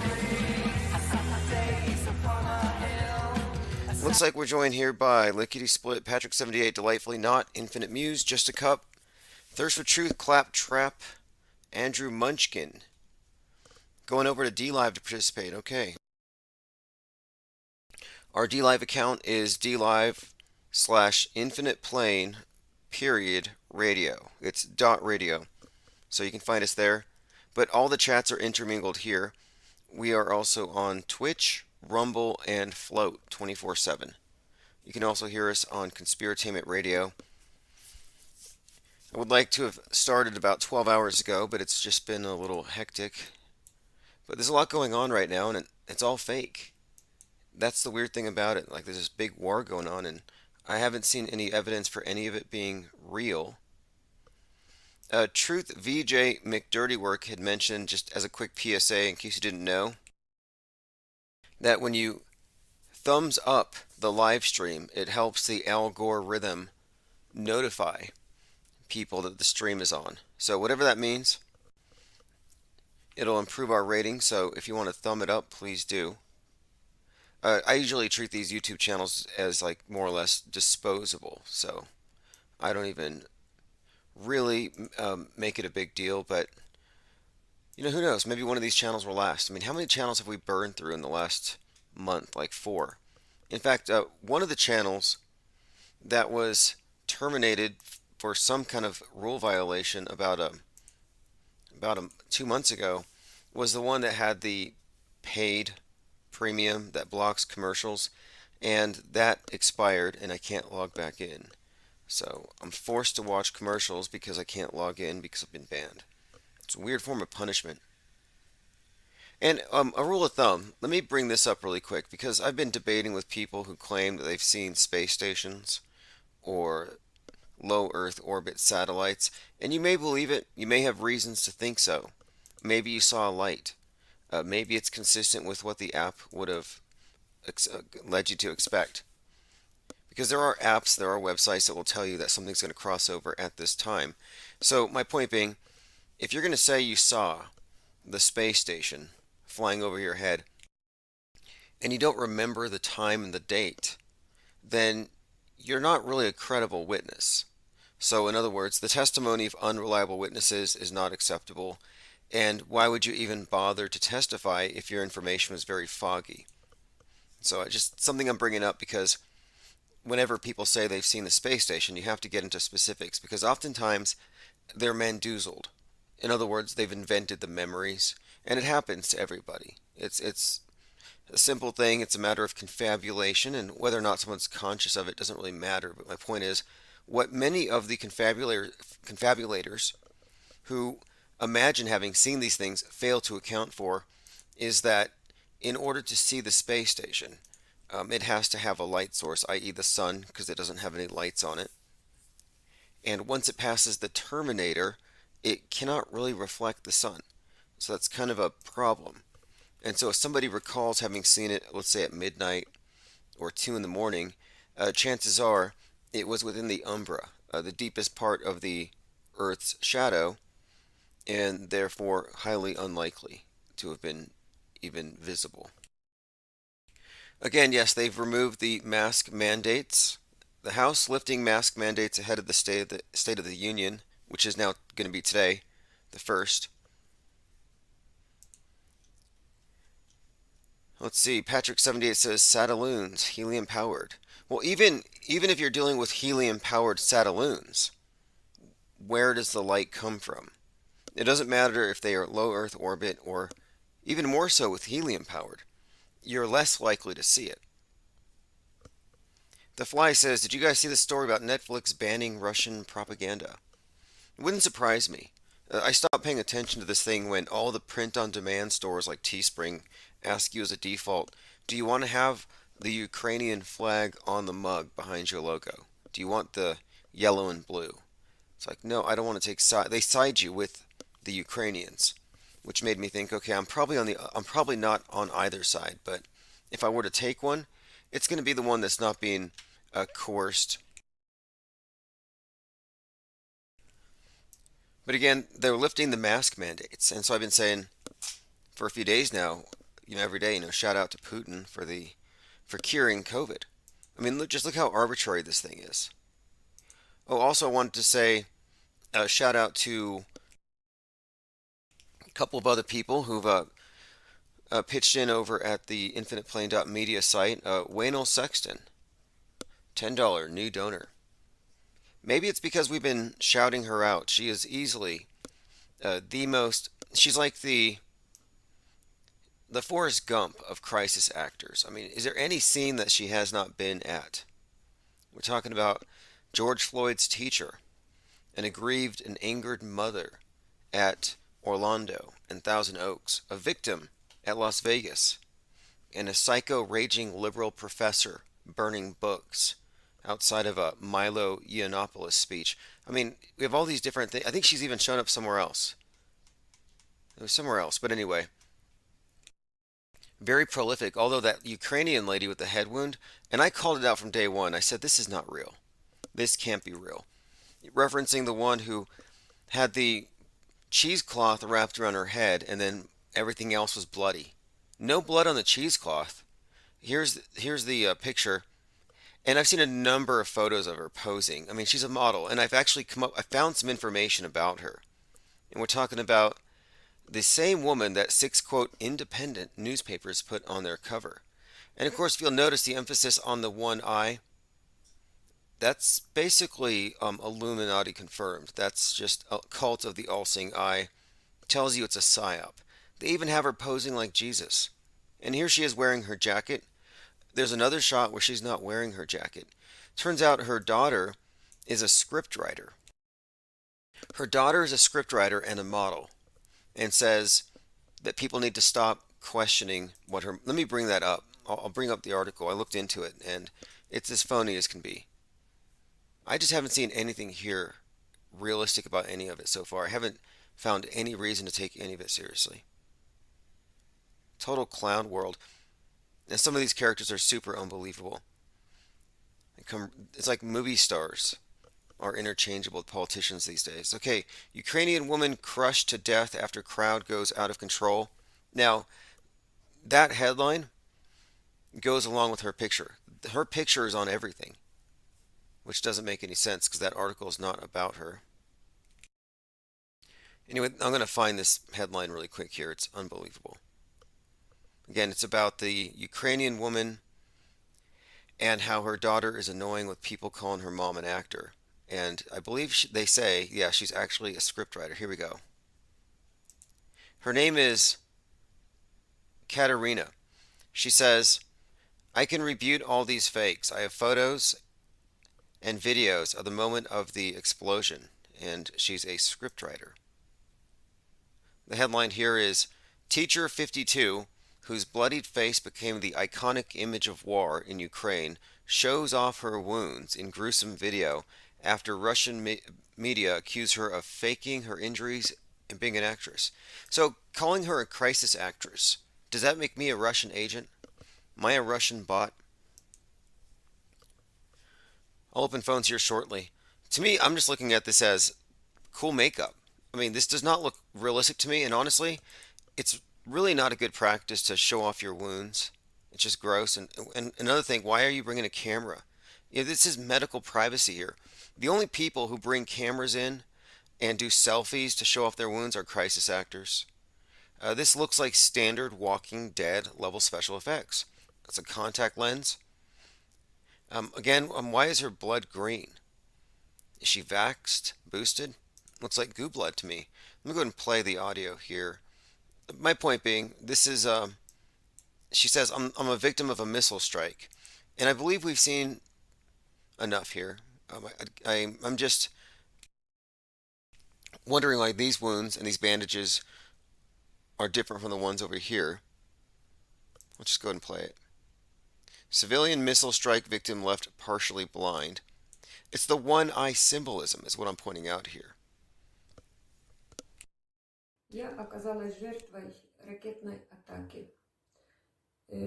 Я действительно настоящая. She says, I am a true person, I am not fake. Многие не верят в реальность. Many don't believe the reality of what is happening. Но чтобы доказать, что это правда, пожалуйста, посмотрите. But to prove this is the truth, это реальные шрамы, это реальные раны. These are real wounds. Gross. Okay, look, this is just Halloween makeup. That's just Halloween makeup. I'm sorry. There's nothing about that that even looks remotely realistic. And here she is posing without her jacket, then with the jacket. Again, no blood on the cheesecloth. And then you find here she's a kindergarten teacher.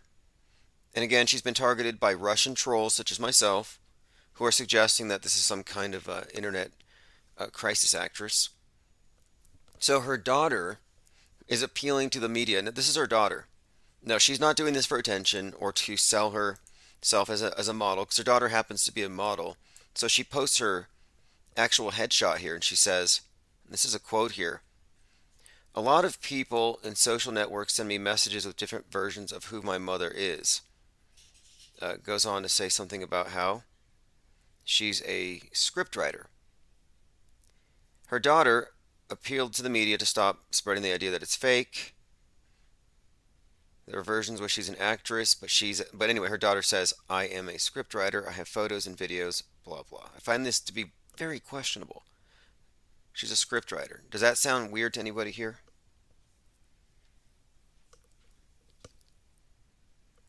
All right, does anybody here have an explanation for why her blood was green there? Zinvala says, if you have to put out a press release to say it's not fake, it's probably fake. Yeah, exactly. Like a lot of the people who are sharing videos, even of footballers having heart attacks. I saw a list of them, like 75 dropped in the Discord server, and I went through them. Turns out that most of them were fake, and we can go through that. So if you think that soccer players are dying of heart attacks, I would really question some of these compilations. It's so easy to just share a compilation, someone else did the work, but also speaking of, people not vetting information, because that's all we do here. We are not conspiracy theorists. We don't engage in conjecture. All we do here is vet information. We vet information from the media to make sure we got the best. We know what is mis and what isn't misinformation, malinformation, dismiss. I mean, they have so many ways of describing information that isn't just bought and paid for propaganda. But look at this. Joe Rogan saw this image of Steven Seagal in front of some Russian special forces. And I'm looking at this, I'm like, wait a minute here. Here they are near this airfield captured by Russian airborne troops. And then you got Steven Seagal in front. Like, who's taking the picture? How does this even look real? Well, Joe Rogan thought this was real. It looks like a meme.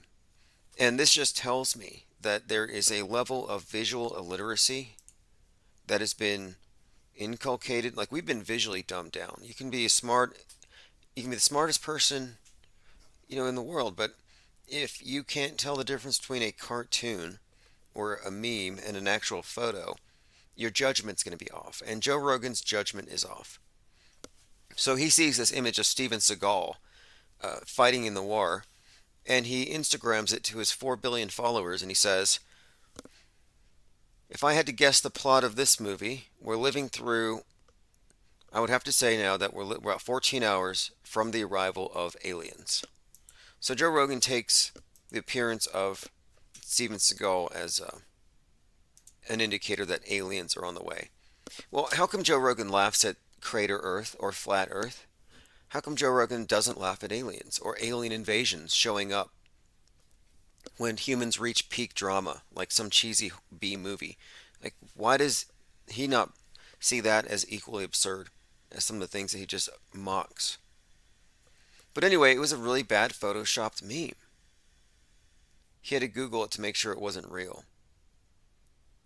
So anyway, then you look at Steven Seagal, and he's often, I guess some people think he's actually some kind of actual real life superhero. They do this on purpose. They mix these characters, and they're on screen and then on world stage personas. I'm surprised they didn't bring him out to hunt Gabby Petito alongside Marjorie Taylor Greene. Or was that Dog the Bounty Hunter? I couldn't tell. Alright, let's continue. I'm going to open phones here in just a moment. I had a few headlines I want to get through, though. So, I guess it's Musk who's going to save us from the Russians who are going to let the space station fall. So I guess space war is heating up. SpaceX will save the International Space Station if Russia decides to crash it to Earth. I just don't want them to crash it before Tom Cruise manages to film his movie up there. Robert Kennedy causes controversy among family for his anti-vax comments. Now to me, this is just so phony. Like, this is what triggers them? What about the whole QAnon thing? What about Robert Kennedy Jr. Being solely responsible for the QAnon cult believing that JFK Jr. is coming back from the grave to save them? To run as VP in 2024 alongside Trump. This guy's responsible for it. And it's only his anti-vax comments that bother them. He could have put the whole QAnon thing to rest. But what happened was there was a live stream, and someone had asked Robert Kennedy, they said, hey, if JFK Jr. is alive, tap your nose. And what does he do? He taps his nose, so he feeds into it. Cope says, I hope they shoot it down with Tom Cruise still in it. I kind of hope something goes down with Tom Cruise in it, like maybe there aren't enough spacesuits to make it down to Earth and he has to sacrifice himself and go down with the ship. Truth is terrorism. New update from the US government. Yep, you're actually a threat actor if you share a meme that in any way is critical of any sort of government policy. If you have ever shared a meme making fun of global warming, Greta, or Al Gore, yeah, essentially you are a threat actor. And this is the new threat, because if you don't believe in global warming, you are enabling it. That's kind of their argument here. And not only are you enabling it, but now you're culpable. So it's your fault for the ocean levels rising. It's your fault if there are tsunamis. It's your fault if a 19-story building in the Bronx burns because climate change has screwed things up so much that the poor have to use space heaters. See, they can blame that on climate change too. Russia's threat to crash the space station is terrible but plausible. Again, if you listen to this channel and you have since last year, you've already had these spoiler alerts. You knew this was coming. The space station can now fall in India, China, Europe, or the US. I guess this Russian space chief didn't think that the space station had any chance of hitting Russia. If you want to eat healthy and feel your best, But no. And oh, hey, I didn't. Hold on a second here. I didn't turn on my premium. I guess I have to buy it on this account too. Yeah, they force you to watch ads, and the ads that they make you listen to are terrible. So if you didn't know, this is how YouTube more or less extorts money out of people. And I've been getting these ads for the stuff I would never drink. It's some kind of tea that looks like mud. But anyway, space station can now fall on India, China, Europe, and the Sanctions US. announced by the United States have the potential to destroy Russia's cooperation on the International Space Station. The tough new sanctions were announced by US President Joe Biden on Thursday to penalize Russia for launching a full scale attack against Ukraine. Currently, the ISS is home to 4 American, 2 Russian, and a German astronaut working side by side in microgravity. If you block cooperation with us, who will save the ISS from an uncontrolled deorbit and fall into the United States or Europe? So, basically, if it doesn't get a bump, if it doesn't get a boost every once in a while, it falls. That's kind of the idea here.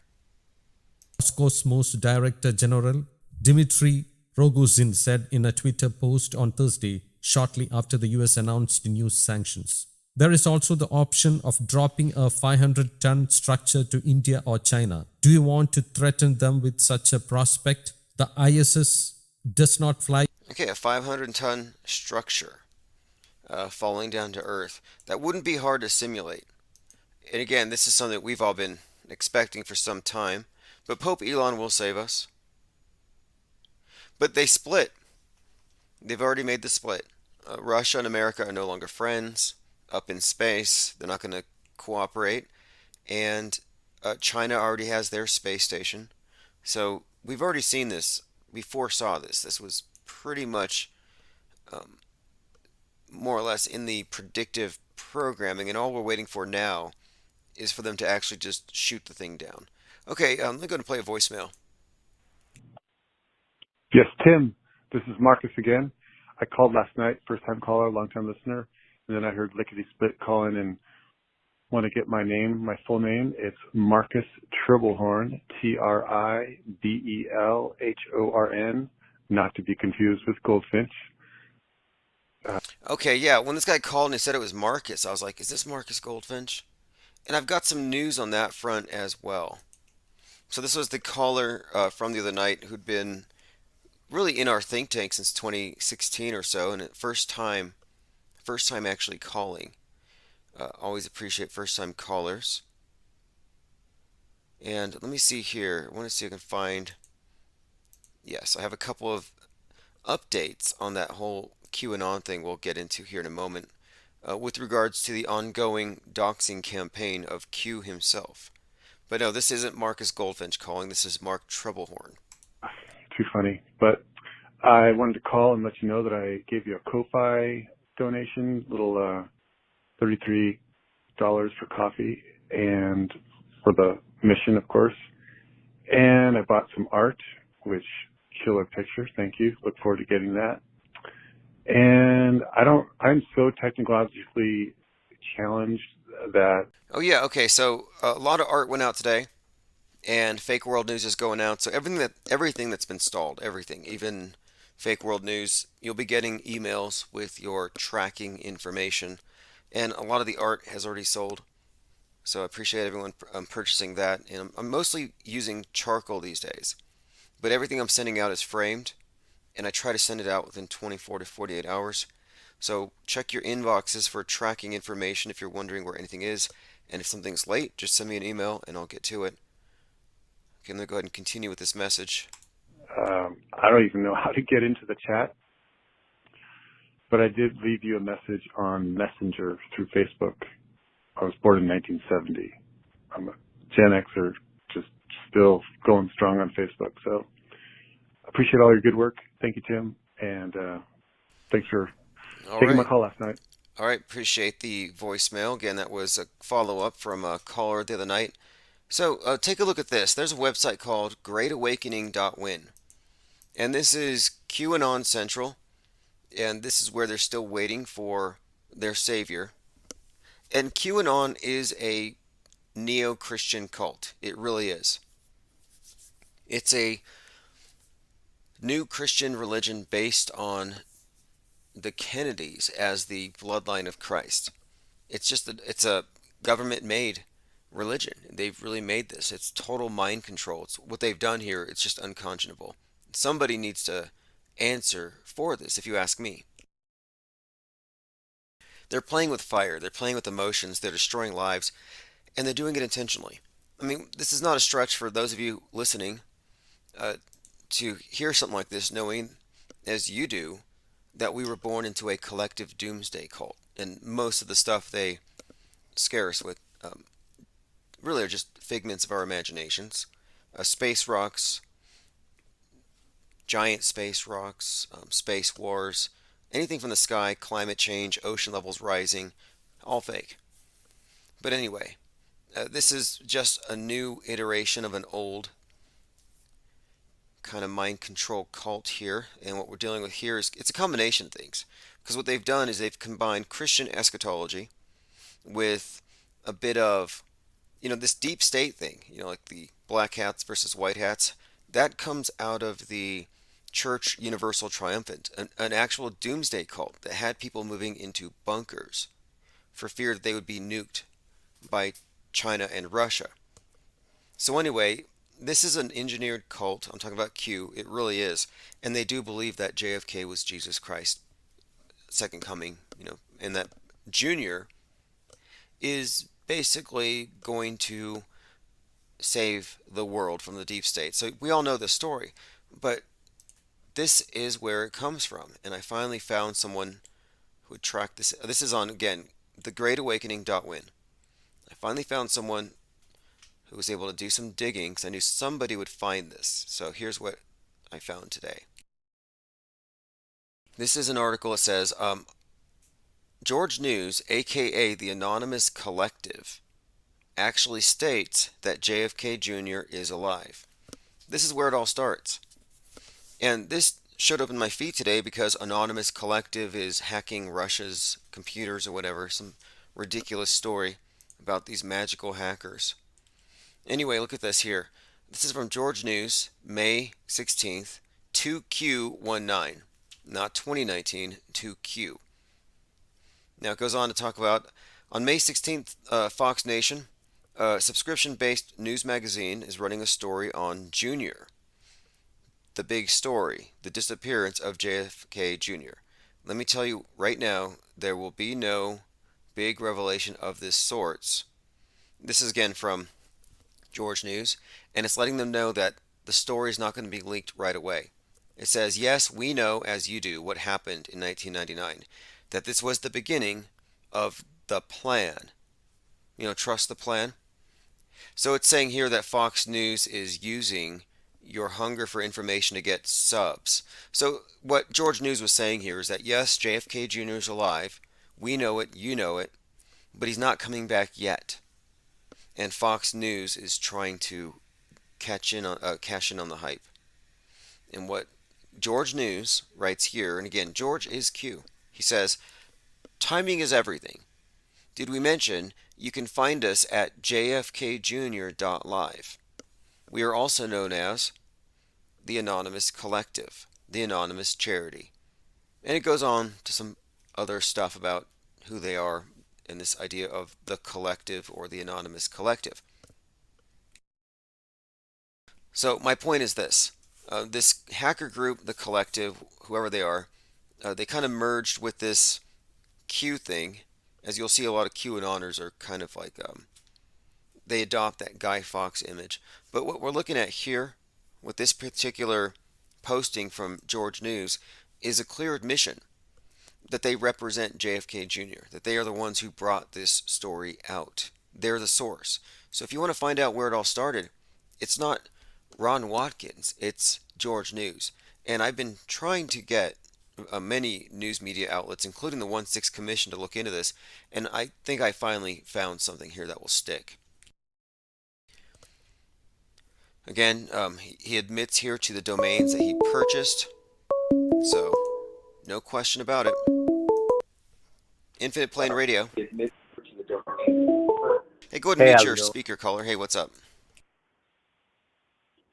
I was wondering what your thoughts were on JFK and the red shoes and the deer photo, if you're familiar with that. Let me see. JFK red shoes deer photo. You know what? I have seen the deer photo. So for people who don't know, and for my own information, what is your take on the red shoes thing? Well, there seems to be a clear connection with the red shoes and the somewhat of a myth of the child sacrifice being put onto the shoes.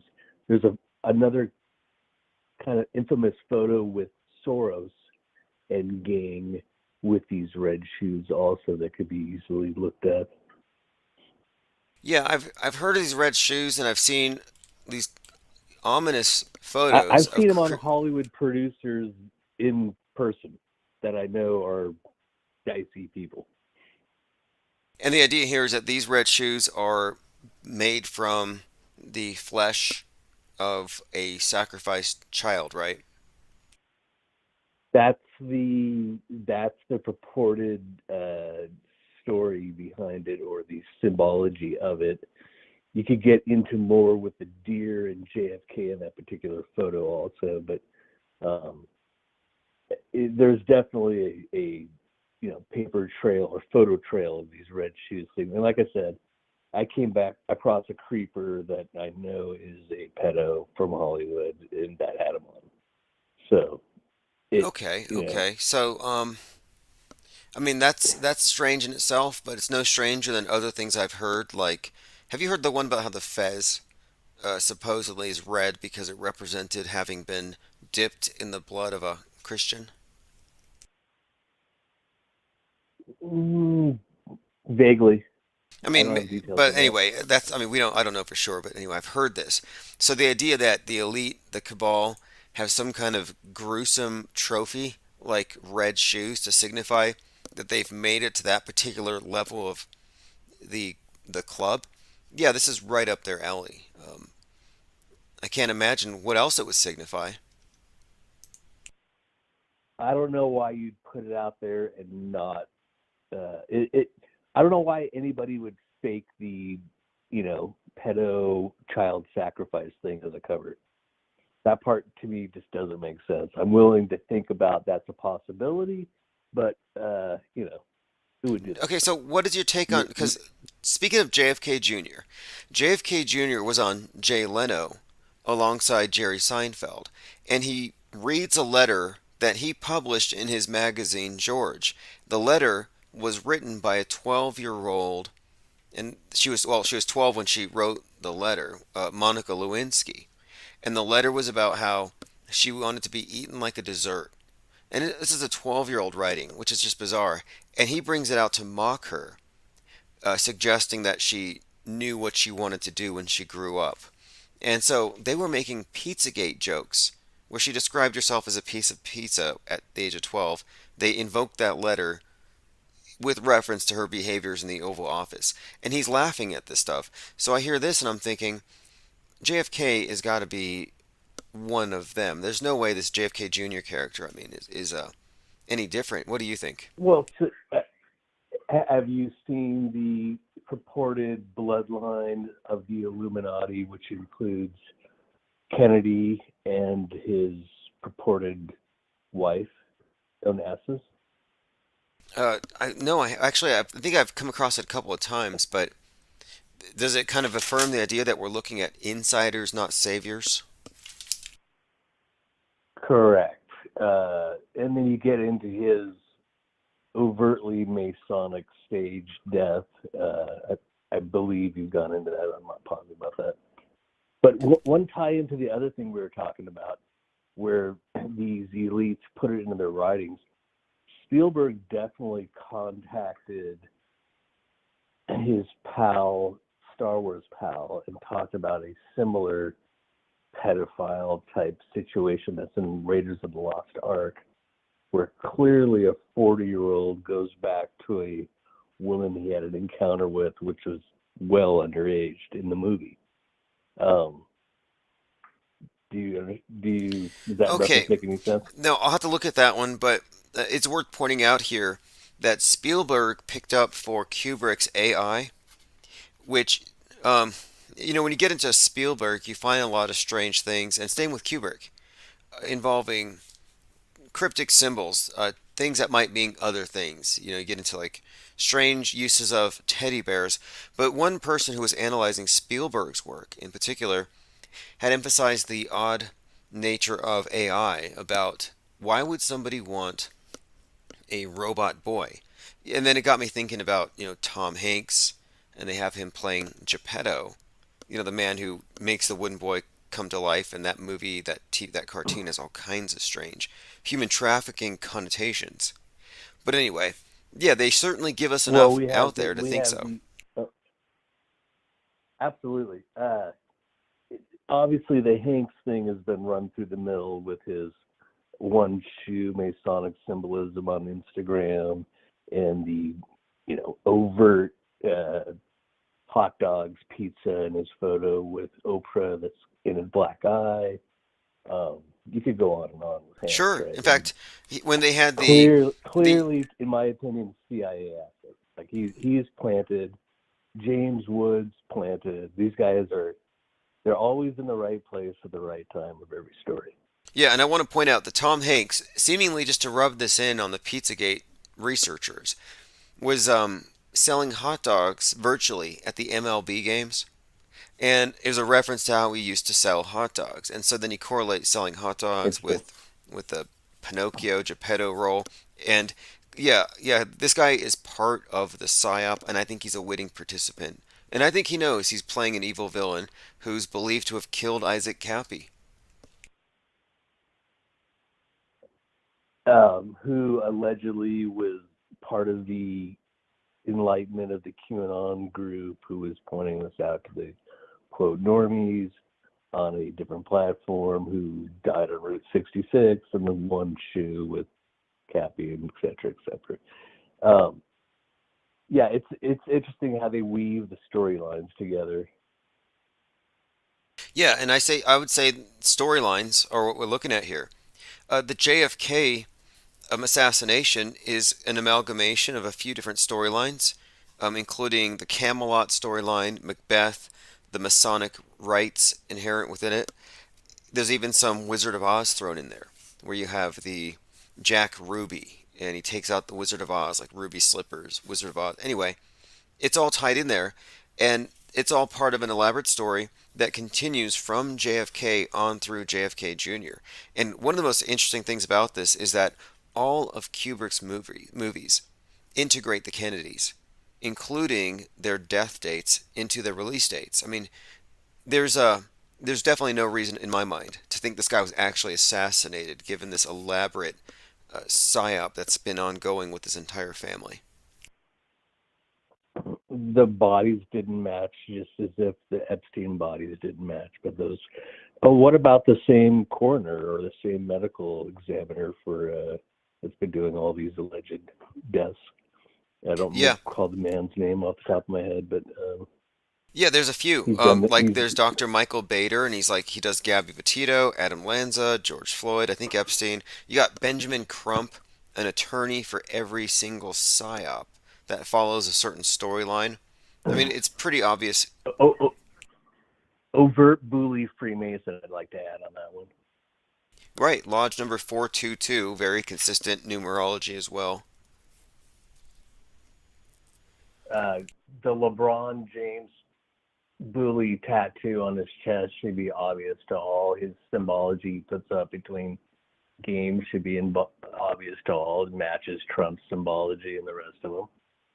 Yeah, And Cabal. I've seen LeBron James making these hand signs where he's kneeling, then he crosses his hands over his chest, then he does a point up, and then he does this point down, and then he does these triple sixes with his hands. Like he does more hand signs and gestures than the cheerleaders when he's at the side of It, the court. I'm like, what the hell is LeBron James it's signaling like an to? amalgamation of all the Freemason symbology in like a little hip hop move for LeBron James for a basketball game. It's like some secret society. You guys, you just might as well just put up a billboard like McDonald's does. Like, you're not even hiding it. It's not even hidden in plain Well, sight. It's just, it's obvious he's telegraphing something. so Shaquille O'Neal, who lived next to Will Smith in North Ranch, California, overtly on TNT made a point of saying, "I'm a Freemason." I forget the co-host, another basketballer, looked at him with the face of like, "What the heck?" And they did a close-up shot of his Freemason ring. Anybody can look this up on search. Um, and then he goes into a trance. I don't know if you've seen this, but there's been a couple celebs that go into these 2-minute trances live on TV, um, and they can't snap them out of it. So there's video of this of Shaq after he does his whole "I'm a Freemason" thing. Interesting. I'm not sure what you think of the Kobe tie-in to COVID, but I believe there's definitely a tie-in there. There is. Okay, I think there's a few tie-ins. There's the word magic or the memes they put out there. There's the timing. His death it correlates, I believe, with the Apollo and the Challenger disasters. We're talking about fiery sacrifices. There's a lot of predictive programming Interesting. along with that. They bury him in Corona del Mar, but Correct. yeah, there's a few reasons why I would say that yes, he was tied in. Kobe apparently in Hebrew is COVID. I've seen that, and then you can also look at the last interview on Earth that Kobe had was with Steven Jackson, the twin of George Floyd. And Kobe's Correct. 42nd birthday was celebrated posthumously by the NBA that summer, the summer of the week of the riots in Kenosha, Mamba Week. So you had his 42nd birthday, Mamba Week. The BLM was wearing the number 42 for Jackie Robinson, and the guy who played 42 died at 42. My point being, Kobe and a few others like Steven Jackson, George Floyd, Chadwick Boseman, they all played very important roles in the story of 2020. LeBron James is playing the role right now to tie it all in. He had a poignant tweet, not to cut you off, but a poignant tweet about Kobe's death right before Kobe's death or alleged death. Oh yeah, in fact, he did a eulogy the day before Kobe died where for some odd reason he's in the locker room talking about Kobe and what he meant and why he was a legend. And you could tell he's just a bad, I don't, maybe he's not a bad actor, but he was ad-libbing and it seemed like he was trying to describe someone who had already passed on. And it was clear to me that the guy's just a crisis actor. A controlled puppet, no doubt. We could get into their numbers that they wear, but I'm sure that would bore most of the people that listen. But there's obvious cabal numbers tied into all these athletes. Oh yeah, their numbers, their names, there's quite a lot of interesting things actually with regard to LeBron James and this entire group of athletes who are not only political but who use all this symbology because you can tell who's who within these secret networks and he's a key player. I look at it as the cabal knows who their quote stars are that can focus the energy, that have the brightest light, if you will, right? False light, but a bright light. And they use these false lights to their advantage. So the Kobe death, quote death, definitely kicked off the COVID situation as far, just like Whitney Houston's death, same timing, and it's not an uncommon, as we know, time of the year to transition, if you will, right? Now we're going into March, what have you. So I'm sure we're going to heat it up a little bit right now. Oh yeah, in fact today now March 1st this is State of the Union and March 4th also is the date the moon gets hit by some piece of space junk. I do expect quite a lot to heat up. But in particular, the State of the Union, they already have fences up, so they're expecting something. Well, they're projecting that they're expecting something just like on January 6th, where the whole thing was a projection that kind of happened. But yeah, basically like this so-called World War III that's going on. Uh, yes, people moved around. Some people moved around erratically, and the rest was a cosplay situation. with a bunch of implanted feds moving people around like cattle, Oh yeah, even with the even the president overtly doing it. even the bombs that they're using, the explosions are recycled from years ago. Like there's so many recycled actors, actresses, and elements to this thing that suggest that we're looking at a major psyop. And I find it hard to believe that people out there actually believe it, but I think it works because I think most people only half-ass pay attention and they just assume it's true and they don't care or they don't want to know, so they just kind of leave it to the experts. And they're the reason why the mass media gets a pass, because those of us who see through these things and laugh at it are probably in the minority. Well, as long as it comes from their trusted expert, and that could be from alt media, regular media, left, right, doesn't matter, then it's true.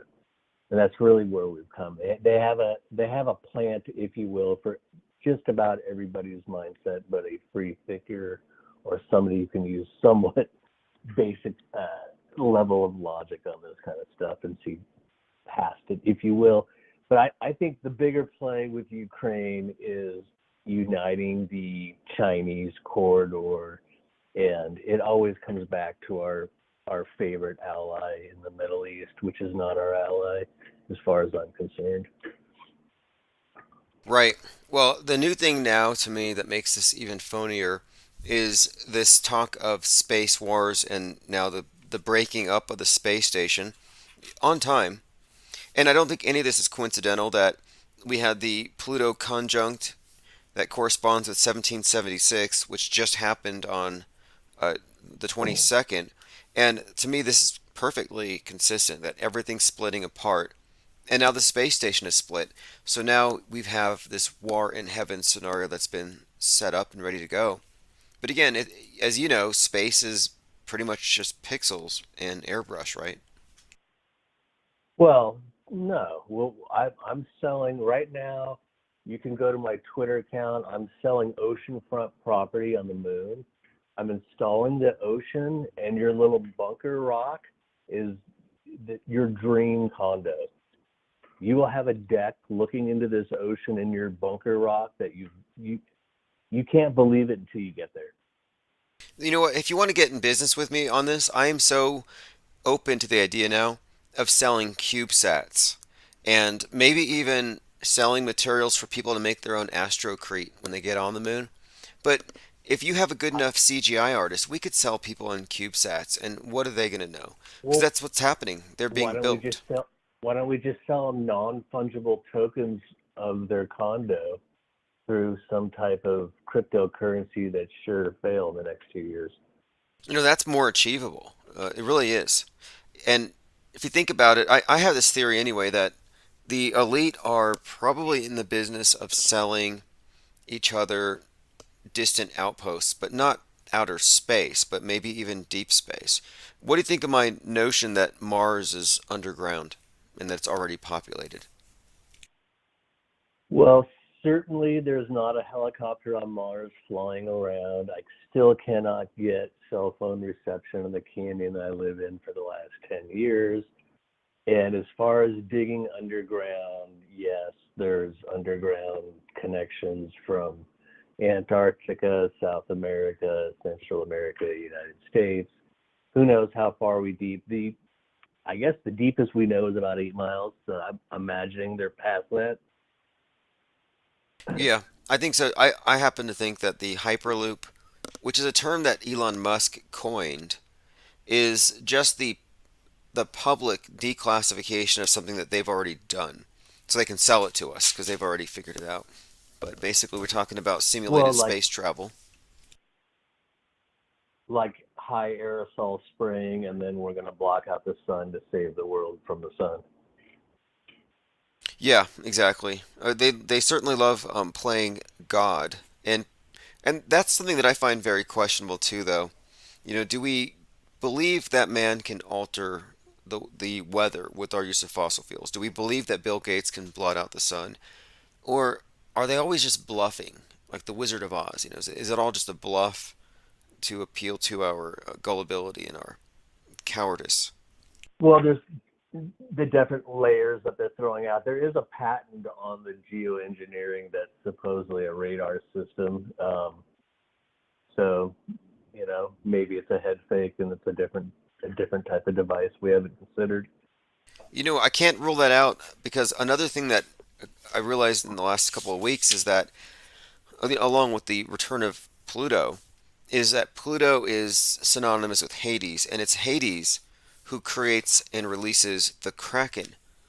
And so for the last year, well, actually since really before the election, we've been talking about the meme, the Kraken, that's been force memed out there. And this talk about the Kraken can be released. Is it Sidney Powell? Is it the election? Is it some kind of, I don't know, tsunami that they're able to trigger on the West Coast? But anyway, even the episode 6 of this new show called Inside Job on Netflix, it's a cartoon that makes fun of conspiracy theorists, has Jeff Bezos on a yacht being killed by a kraken. So anyway, the 22nd of last month being the return of Pluto would suggest to me that maybe the kraken's going to be released. And if there is any kind of geoengineering or weather modification or HARP, maybe they've been saving it. Maybe now is the time they're going to release it. Does that tie into the Q-tards phenomena of repetitive watch the water? Yeah, easily. And you're right. The Q-tards have said, and we say that lovingly. We know that the Yeah, Qs well, are. I have a friend that went hard down the Q-tard, and he's, I saved him. He didn't die in the ditch. But it could happen. People, you get your emotional heartstrings pulled, and it's easy to jump down that rabbit hole. Yeah, and look, the truth in their defense, the QAnon believers are merely following trails that are left for them. They're not even making it up. But the problem is I believe they've been given a bill of goods, more or less, some hopium, bad hopium, and there is no real way for these promises to ever be delivered. The whole notion of there's any white hat in government is so freaking laughable.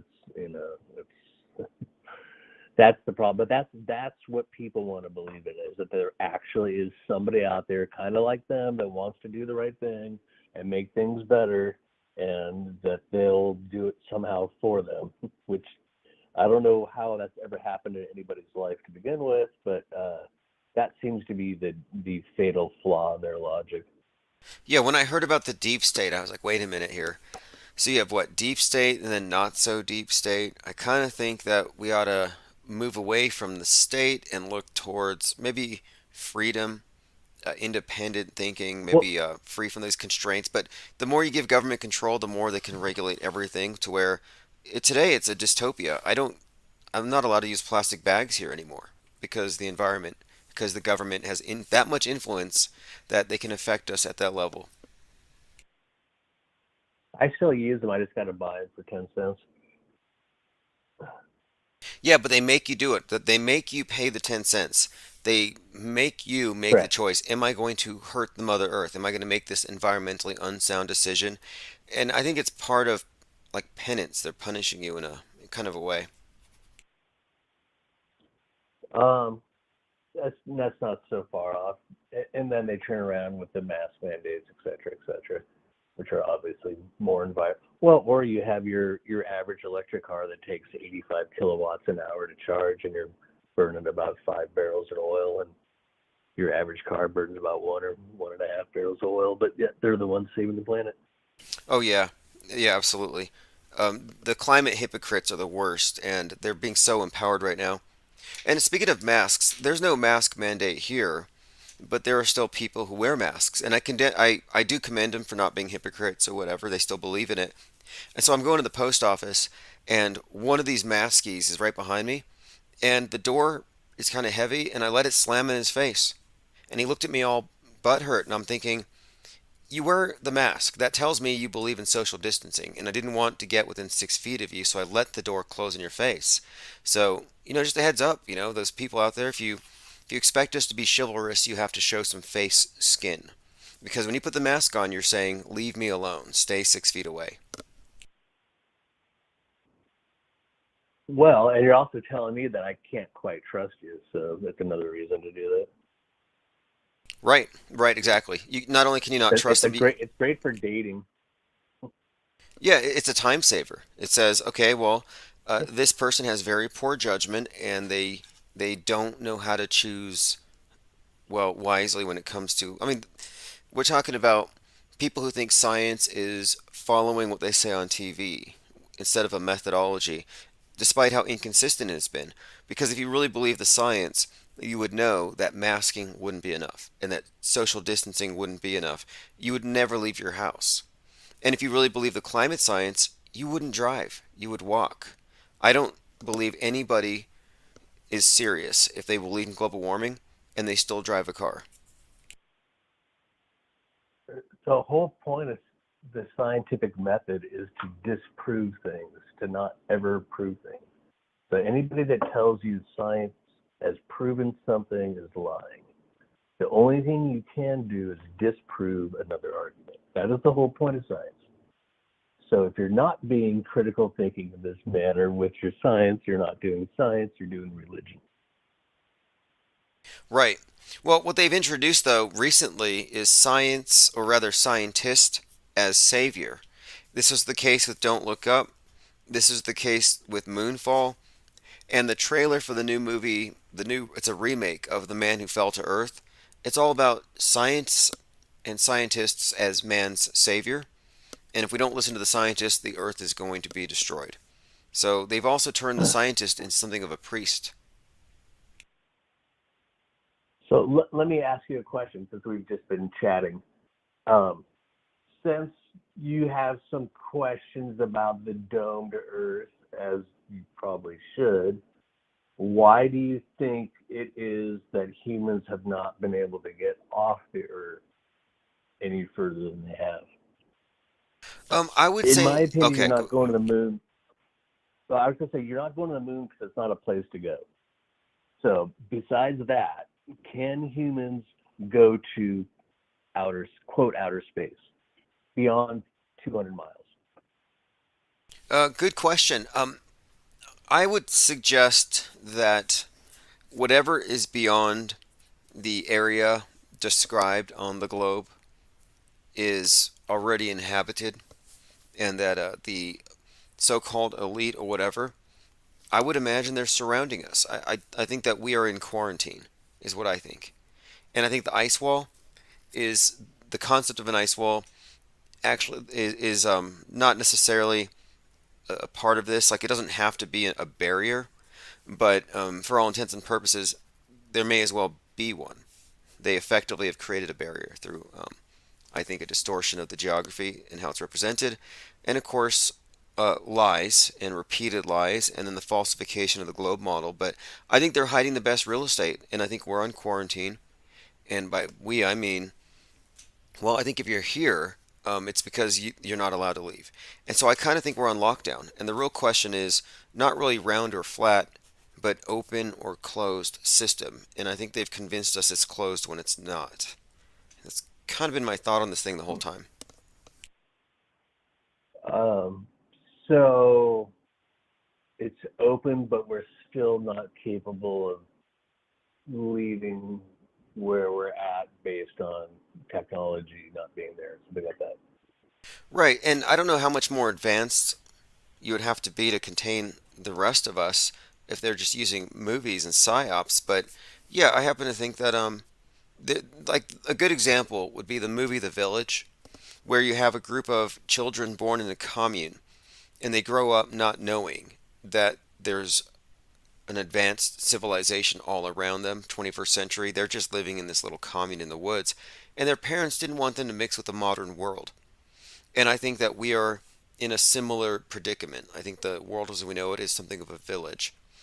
Because, I mean, to me, that's the most rational way of explaining away what this globe deception could possibly represent, a containment system. And are they keeping us away from resources? Undoubtedly, in my mind. And as far as, what's beyond, I don't know. How far, I don't know. I have some ideas now, but yeah, I definitely think there's a reason why they don't want people going down this particular route of inquiry. And they do make a lot of effort into laughing at the very notion. Yet you can talk all day about UFOs and aliens and Steven Seagal fighting the Russians, and you don't get laughed at. I can go pedo alley and Q-tard all day long, and I'll get up voted.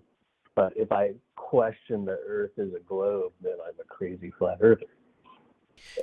But I had never seen water bend. And Dr. Picard that went up in the, I believe, early 50s, check that, but believe or observed the edges on what he saw, edges at the end. And I don't know how water isn't held in some type of container, and I'm not sure how air versus a vacuum wouldn't be held in a container. Those are two things I've not seen accurately answered ever. I'm not sure how the spinning part works, and you're going against the spinning part one direction, and the other direction you're going with it. That doesn't make a lot of sense. So there's definitely inconsistencies in the theory. The Jesuits giving you the theory, which should be your first indication that it's a lie.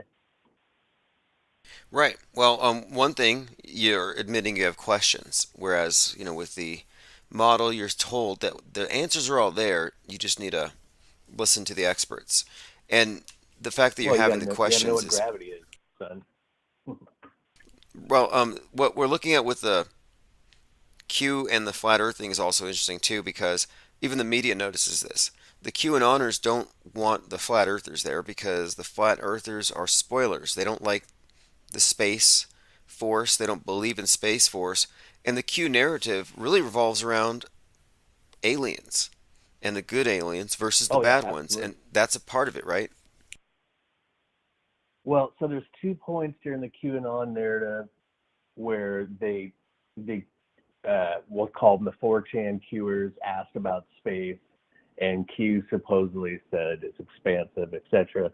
I'm not sure if you're aware of the account MJ12 that was on Twitter right about that time, that was on Twatterland for about a year. Probably the most extensive, detailed UFO government psyop type account that I've ever seen on Twitter. Does that ring a bell? It does. It does. Yeah, a big UFO revelations. He was MJ12. I don't remember exact handle, but it was going at, claiming part of the Majestic 12. Bush is part of that, and we have the famous Roswell stuff and what have you. But it definitely tied into JFK is an ascended master. He's part of this fifth dimensional, sixth dimensional clan of aliens, and he's going to come down here when the time is right and reconvene with Trump, who is also one of these, fifth dimensional ascended masters, so forth and so on. Wow, that's fascinating to me. I've not actually heard that part of it, but I had made this correlation a couple of weeks ago that all these death fakers are very similar, as in the ones who, like Michael Jackson, the ones purported by QAnoners to have faked their deaths so they could go behind the scenes and fight the deep state with Trump. They are very similar to the ascended masters in the cult Universal Triumphant, the Church Universal Triumphant, that I believe that, well, General Flynn is a part of, and he's having his QAnoners use those same prayers. But yeah, they believe that there is this war in heaven, and some people don't go all the way to the other side when they die. They just ascend and they kind of leave their mortal bodies, or they leave our view, and you can contact them through channeling. Bunch of new age stuff. But the idea here that JFK is some kind of ascended being, it's very consistent with what the QAnoners have been also fed. Absolutely. It is interesting because they're definitely scraping on the, how should I say it, the downtrodden Christian who has a lot of stuff in their life that's maybe not going right for them. So they are true believers. So when they run across somebody else who's also a quote true believer, they connect. and I think that's a big part of, in my view, I'm pretty sure you are familiar. The Cicada 3301. Were you following that when that came out as a precursor to QAnon? Yeah, I remember the Cicadia thing where someone had said there's this cryptic thing that was put on the internet and the world's going to end on like September the 23rd. I think something like that. And someone I knew was convinced that the world was going to end on September the 23rd. And I said, well, then give me your car and transfer your property to me because you're not going to need it. You're going to ascend. And he's like, well, no, that's just when the tribulation starts. It's going to take 7 years. And so I'm like, okay, way to move the goalpost. Well, I have a possible connection on that. I believe that that is part of the precursor to the QAnon thing. If you go through the puzzles, they're definitely complex.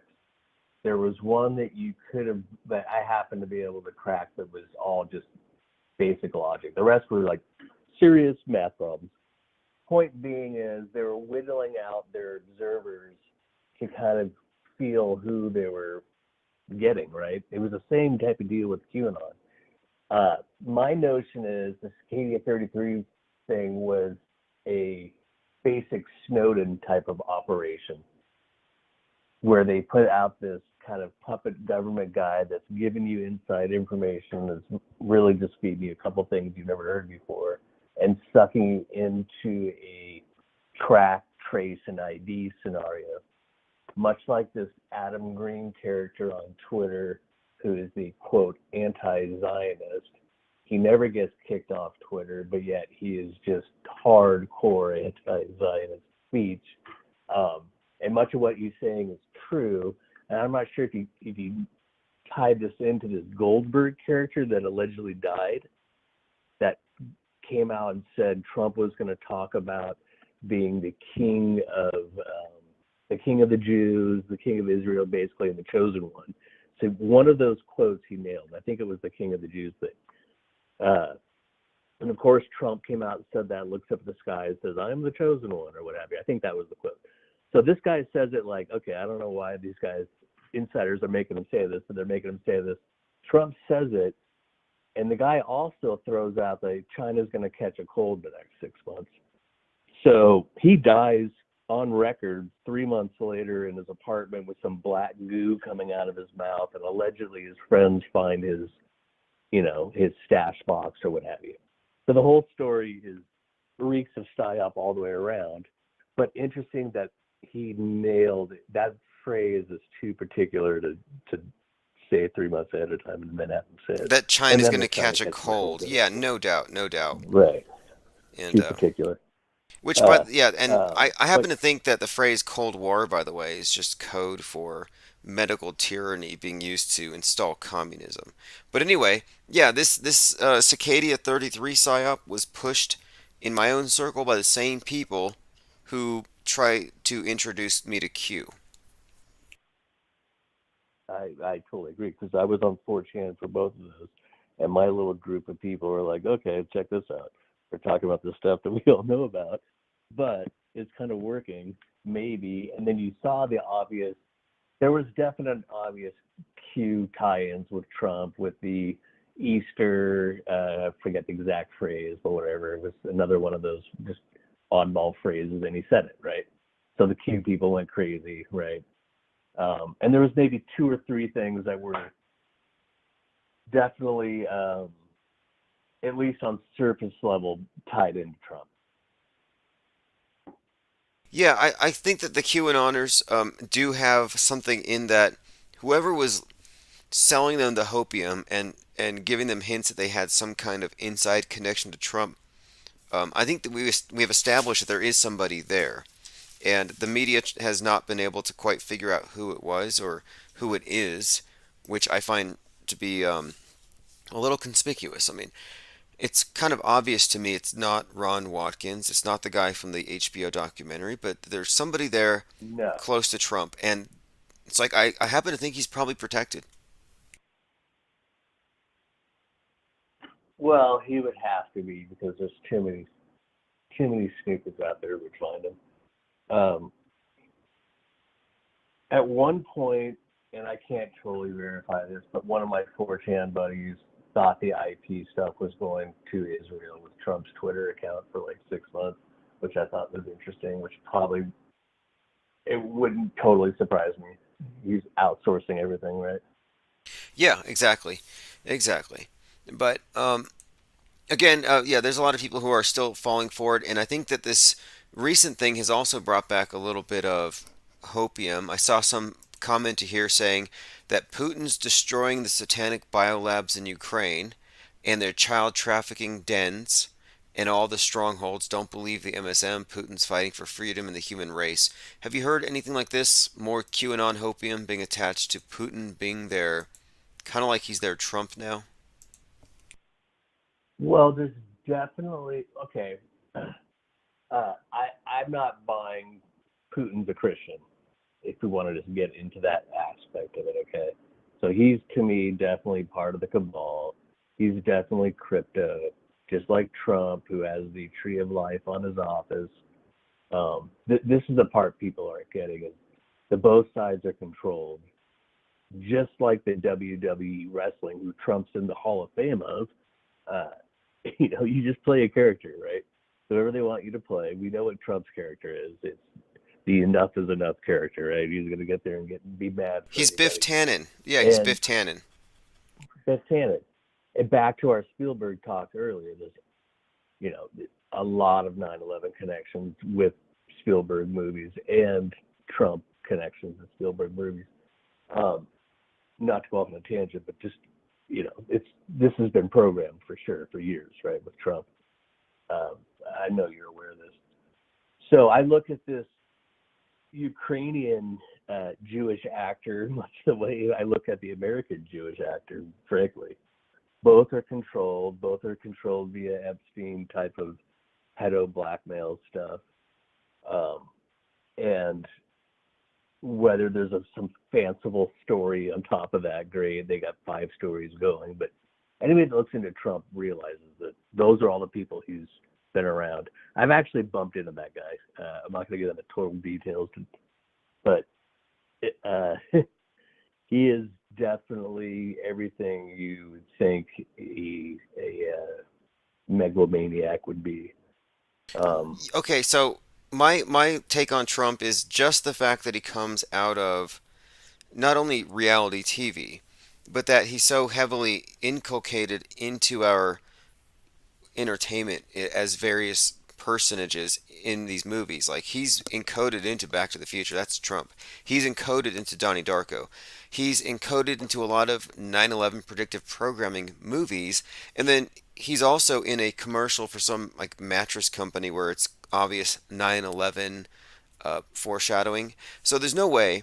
And not only that, after the Twin Towers went down, after their construction to destruction cycle of 33 years, they came down. They were rebuilding the new tower. And one of the original names that was floated for it, and this was from Trump, was World Trade Tower Phoenix. So, no, he is way too close. He's ground zero at PSYOP Entertainment Complex Central. The idea that he's rogue or a savior is laughable. He talked about building one tower instead of 2, which is completely Freemasonic, obviously. The day after on German TV, anybody can look this up, he was in a McDonald's commercial where he talks about purple as a powerful color, which ties into your mattress commercial 9/11 deal. He's definitely coded in our psyche via reality TV commercials, movies, and the wrestling things. To me, is the best. Wrestling is the best metaphor for politics. Both sides are controlled. You got blue and red corner. You got a black and white referee in the middle. One guy's a bad guy, one guy's a good guy, but they're all working together. Yes, I think he's. That's why there's no whiteout. I'm pretty sure that his role here is kind of going to be revealed, if it hasn't already, but that the Q thing had to have been a setup. If it was an actual false flag and a bunch of well-intentioned patriots got tricked by the Democrats and now they've been associated with this kind of a riot, If it was only that, maybe. But there's no way that Trump wasn't a part of this thing as a sting and a setup if he's not calling out the fake murder of Ashley Babbitt, the fake trampling of Roseanne Boylan. Like, this thing was a psyop. These deaths were simulated. And the fact that he's not calling out that, or none of his people, not even his kids, they don't point out the fact that stuff's fake, it means that they're part of the show. And it's quite literally a show at this point. And the Q thing, yeah, that's part of the show. And I think that the Q script, this character, whoever is playing it, whoever's portraying it, I think this insider that gives them this military drop or this intel drop, I think this part of the story was written years ago, probably more than a decade ago. It's the same CIA Hollywood crowd that writes all the stories. So it's either going to be his buddy Miller, the guy you pointed out from George Magazine, or a combination of these people.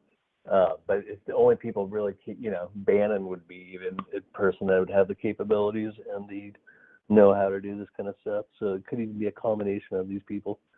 Oh yeah, Doesn't have to be Bannon, one person. and Bannon's associated with some strange people. I mean, one, Breitbart, who probably, I mean, I think Breitbart is probably Andy Kaufman back from the dead, death faker. I have a few reasons to think so, but Andrew Breitbart, and then you had the editor Milo Yiannopoulos, an admitted endorser of pederasty. Very strange company there. And Breitbart, of course, political agitators, right wing, but they never seem to notice the existence of crisis actors. And if a news organization doesn't deconstruct the psychological operations, they're complicit. Or they're not worth following because they just don't have any discernment. Well, at this point, the majority of the right wing, the alt right wing media is just the global homo fascist, New World Order, if you will. But it's the most twisted, perverted version of conservatism that could possibly be going on right now. And they're cheerleading it like it's a good thing. They totally. We don't even have a zone where people can have a base of reality or truth anymore. There's so much disinformation from all sides. The nonlinear warfare of disinformation is basically muted most people. They have no ability to think anymore. I've seen it in really intelligent people too. Well, they'll just repeat the line out of what they've heard because they've given up. They just don't want to think anymore. Well, And I that's think that's the true. strategy. It's a strategy. It's drowning out both sides, and I found that it's like, truth is the first casualty of war. Is that quote? Was it William Hearst or whatever? But it seems like the QAnoners and even the right have taken on the strategy that if it sticks, it sticks. If it doesn't, who cares? Just throw it all. So they will just manufacture evidence. They'll retweet stuff if it affirms their bias. Both sides do it. But when I'm pointing, no side is standing for pure honesty, except for us. Those of us we're not Well, taking a side. We're being objective. It's a truth reality that we live in. And what they've done is they've inserted somebody to appeal to your narcissism and your ignorance, frankly. And we've all fallen victim to this, but there is a talking head for everybody out there. Every kind of degree of your level of skepticism or non-skepticism, there's someone there to repeat you. And then it just becomes an echo chamber. And then nobody's actually thinking, doing critical thinking. It's just this echo chamber of, well, this is my preferred talking point. And they throw it at you, and then Dave obviously hasn't thought it through, much like, this whole, you're a kook if you believe in flat earth, but you're not a kook if you believe in the globe. But there isn't this other option of, well, why is it a globe? Yeah, Same thing. exactly. It's like using the term anti-vaxxer. You've already controlled the argument to a base level of not getting to the truth. Yep, exactly. And the thing is about QAnoners or whatever, they're not after the truth because it's a partisan conspiracy theory, and anything on the world stage that's left versus right is leaving out the fact that the media that tells you the stories on each side is actually monolithic. Otherwise, Fox would have called out CNN for the Sandy Hook crisis actors. It doesn't happen. Why doesn't one news company call out the fakery from the other side? That would just rug pull their whole Well, organization and they wouldn't have to compete. It's because they're playing the same game. I agree with that in general. A small point would be when the Q thing started, the claim was both sides were corrupt and that 99% of the Democrats were corrupt and 79% of the Republicans, whatever you want to throw out there.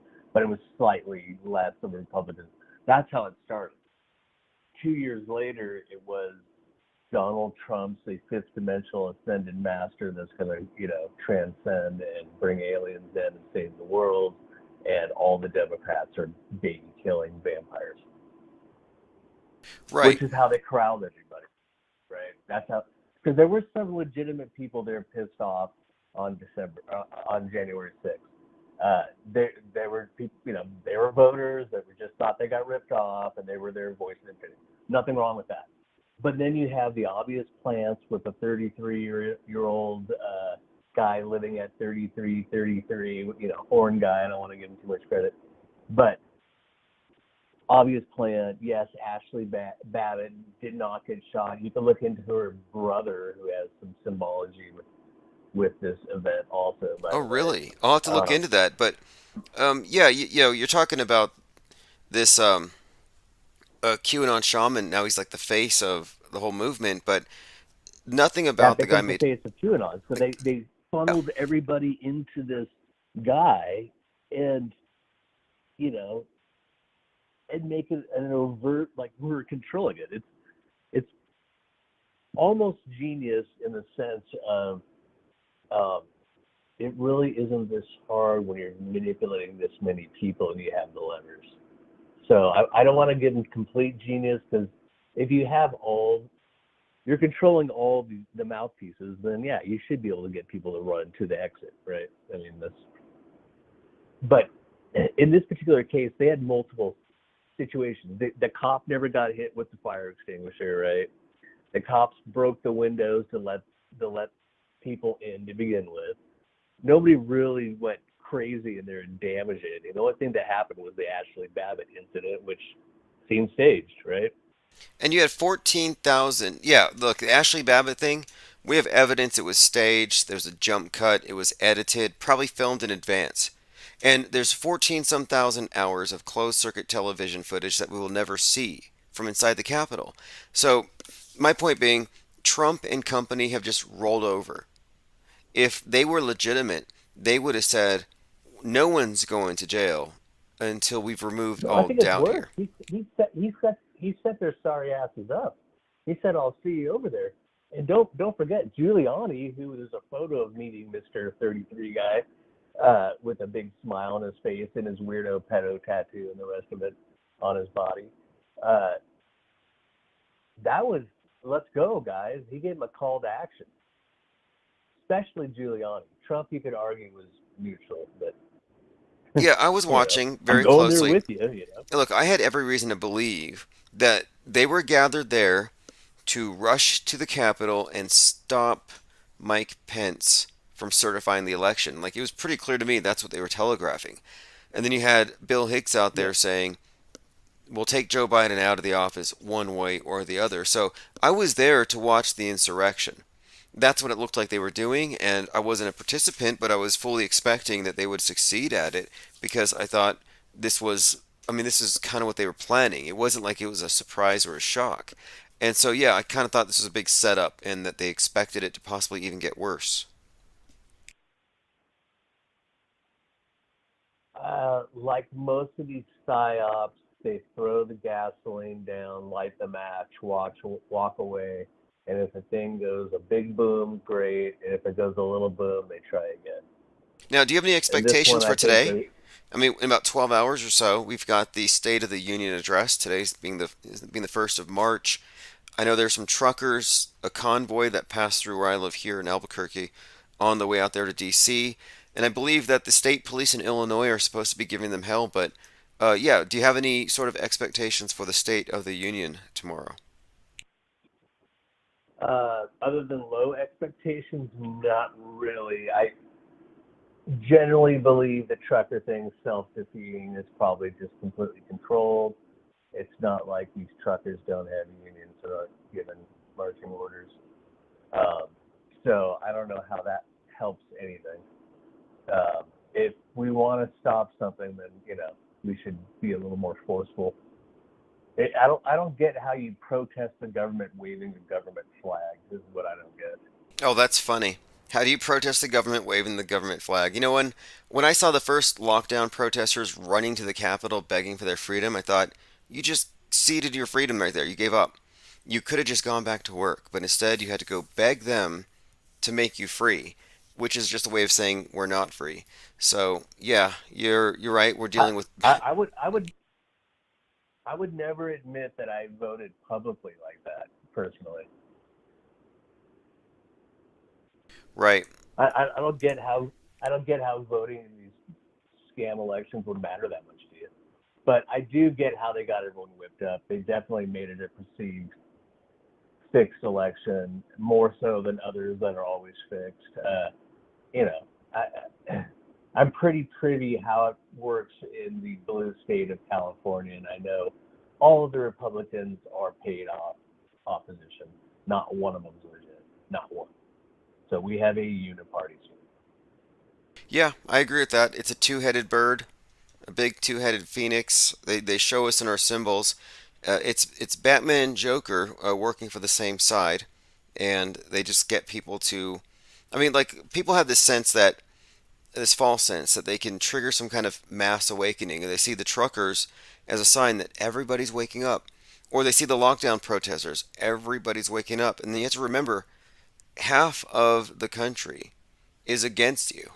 Half of them don't want you to be protesting. Half of them don't want, they see you as terrorists. So to me, this is just highlighting the rift that already exists.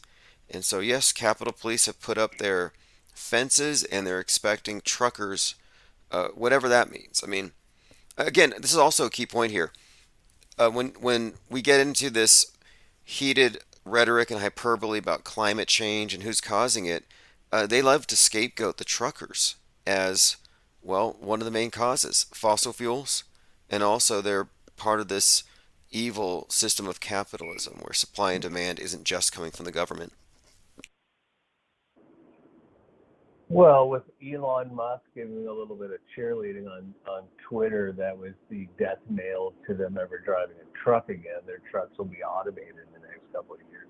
This is really their last hurrah across the United States for the very last time they'll be driving a truck. They'll shut them down one way or the other. They're taking all of us out of our cars. This is pretty obvious. Yeah, I think that might be They a. have an auto. Yes, you're right about that. That's a big part of the climate change agenda, and I think that the COVID-19 was just a fast track 2030, and it seems like 2030, as in total lockdowns of non-essential workers in order to save the planet. And you can do all your work now in the metaverse, which is greener.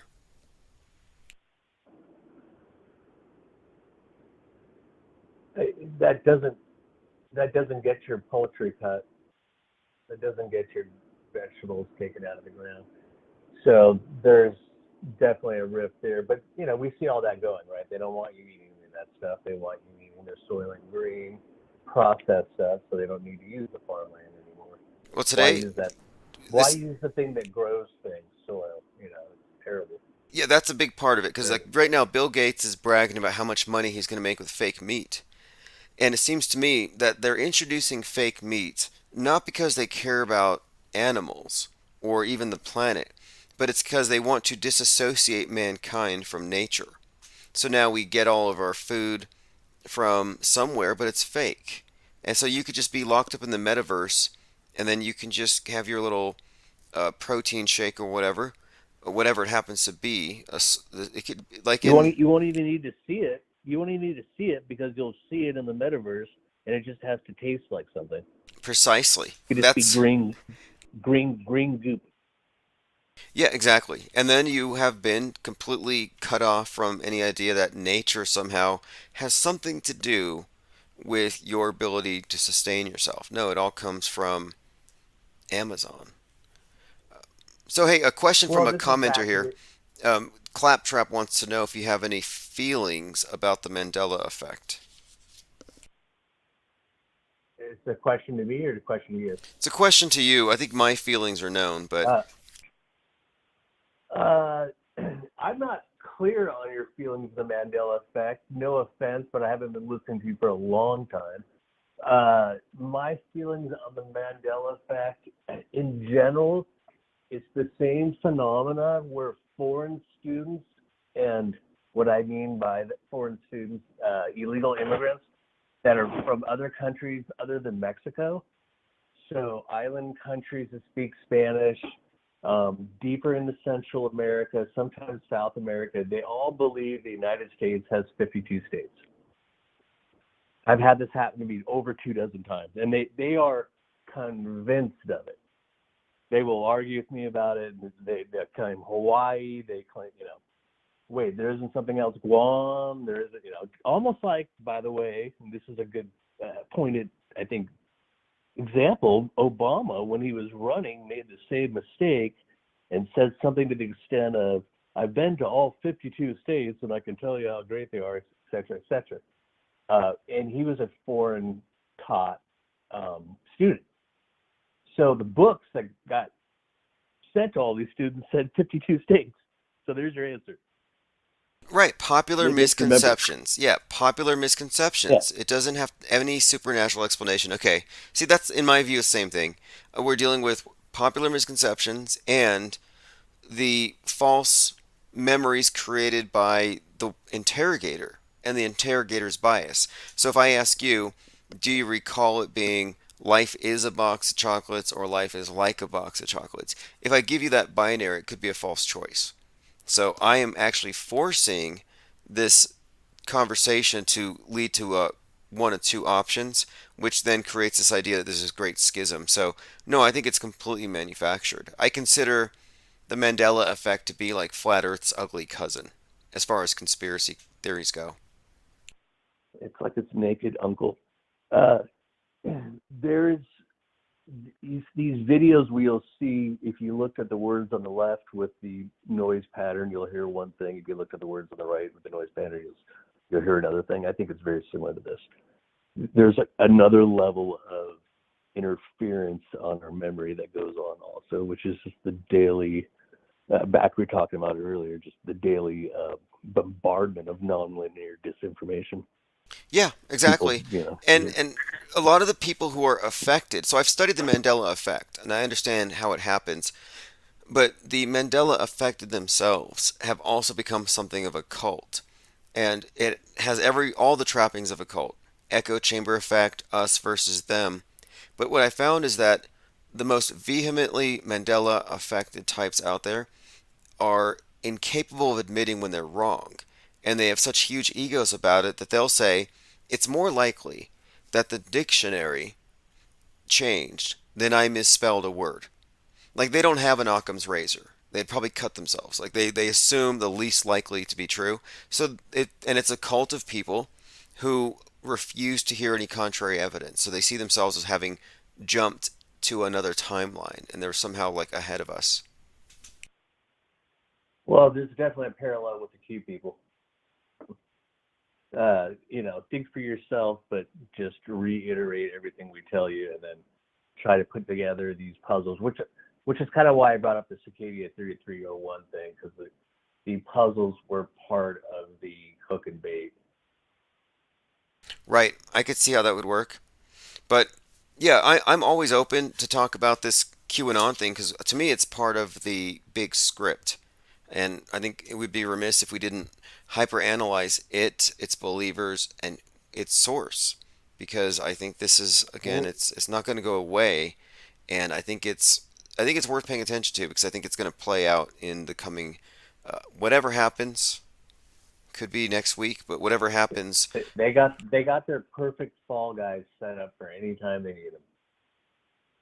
or Yep. fall gal for that matter. Yeah, and I feel like the But truckers it's the are the same thing for Canada. What the Trumpers have been in America. It's a way for their populists, their people with common sense, who understand government overreach. It's to get them all demonized and blasted as terrorists and racists and Nazis. And I don't think it's a coincidence that they're out there in Canada saying honk honk means Hail Hitler. well, apparently when it's really cold and there's snow on the ground and you're trucking, you don't have a lot of time to f around and break shit. So they just went there peacefully with their bouncy bounce things with their kids and made a little noise, and that they were going for their January 6th, but it didn't quite manifest the way they wanted it to. I'm thinking the government's standpoint. Oh, they would So have they loved just it. kind They of would had have to, loved a 1/6 moment, and I think they even had some agitators get caught with a bunch of guns, but no, they didn't get yeah, a they were big go, moment. it goes to show you when you have a society that's pretty much on the same page, it's hard to trick them. Where with us, you have all these different splinter groups. It's easy to get one set off really easy. Yeah, absolutely. And I'm expecting that tomorrow, or possibly today, that if anything happens with the truck groups, the Trumper truckers, whatever, when they get to DC, if anything at all happens, it's going to be some obvious feds, some plants, and they usually stand out like sore thumbs. It's not going to be organic. It's not going to be some real American with a grievance. Yeah, well, it's you know already talked about. I'm what do you accomplish by protesting anyway? I mean, come on. Whatever has come out of it. People will say, well, civil rights here and there, but no, those are all controlled things anyway. So nothing really. I mean, unless you're going there to actually do some serious changing of the clock, and then you're not really doing anything. Right, it's a symbolic thing. But the, Protesting, voting, vaxing, the illusion of power, probably necessary to maintain everything as far as like the status quo. Anyway, you're just confirming you're confirming that they have the control over you by doing that. And I've probably been talking too long, but nice talking to you. yeah, I was I going to say, appreciate your so show. yeah, definitely keep in touch because we got the State of the Union, and then on the 4th, something's going to hit the moon, possibly knock it out of orbit, dropping it down upon us. So, a couple of things to look forward to this week. Appreciate you calling in. All right, cheers, man. Awesome. All right, thank you again. Those of you who call in, chatters, and those of you leaving voicemails. The next big phase is being rolled out. So they're taking off the masks because now it's all about climate change. Al Jazeera, delay means death. New climate change report issues stark warnings. The world has a brief and rapidly closing window to stem the worst effects of climate change. Again, delay means death. UN report urges the world to adapt now. Now, this comes out right after the DHS warns about people who sow doubt about establishment science. Those of us who are questioning the existence of global warming. Does cow flatulence drown polar bears? Well, if you believe the science, which I don't, I believe that you should know, not believe. We're talking about science, not religion, aren't we? And yes, Putin cured COVID. Might as well put the mask on your tailpipe now, because now it's all about the climate. Now we suddenly care about the oceans again. We care about that, even though, what, 1 billion masks and sets of personal protective equipment suits have been flushed or dumped into the oceans. If there is any ocean level rising at all, if it does go up at all, it's because of PPE. It's not because of the heat. We're running out of ways to adapt to the crisis, a new UN IPCC report shows. It's rare that they have a global warming meeting with the IPCC when it doesn't snow. Yeah, delay means death. Back to this story. Greenhouse gas emissions will push warming to 1.5 degrees Celsius. And so what's the worst that can happen? It seems like it's a self-correcting problem. You know, I remember at one point they were saying that the climate change is what caused COVID, that you could make that correlation. Again, it's a self-correcting problem. But no, they want to save man. So what? So we can destroy the planet? Like, you got to choose. All these philanthropists out there who are trying to save the planet are philanthropists in name only, because you don't love man if you're an environmentalist, which is specifically an anti-man agenda. It's meant to minimize our impact on the environment. Minimize, as in, corral. It's not even about exterminating or reducing our populations anyway. It's ultimately, I think, about moving us into these neo-fiefdoms, likely underground. Be farming potatoes on Mars, which is probably somewhere beneath Arizona. Zaret the Alchemist says, I've been overlooking San Francisco Bay for 25 years now, and it hasn't risen 1 inch. Well, global warming is now 33 years old. So if they're going to do anything at all to simulate it, even on just TV, it's likely going to happen in the next 6 months. Infinite Plane Radio. Oh, hey, it's Lickety Split here. I had a disagreement with what you just said. About global warming? Yes. I don't see it as anti-human. I actually see it as a pro-human thing. I think that what they're saying is that we're actually humans could destroy the world with our carbon. And I kind of think that that's more of like a human dominated view to say that we could do that. So, how do you feel about that? Well, I think that their whole environmentalist agenda is a cover for increased control over the free market, the destruction of the free market. So I actually think it's just a smokescreen for the Marxist agenda. Okay, yeah. Okay. So in that sense, Yeah, it's misanthropic. It's slavery. There you go. Yeah, for sure. So it's not really like a relevant point, actually. Like, it could be anti-human, it could be human, but ultimately it's leading to something else, which is, enslavement for all of us. Yeah, no, true But environmentalism, truly caring about the environment is obviously good for man. And I think that privatization is probably better for the environment than anything else. But, that's a far cry from what they're actually doing. It's just a typical Trojan horse for the Marxists to advance their communist agenda. Okay, yeah, I just wanted to I wanted to mark that though, because like it's a common discussion, which is like, what is it? Is it anti-human or is it pro-human? And really, I kind of feel like or sorry, I shouldn't say I feel like, I should say I think that it's trying to say that humans are able to do this to the world, which they're not. But anyway, that's all. I just heard that and got triggered. Yeah, So. I appreciate the comment. And moreover, one other point on that. So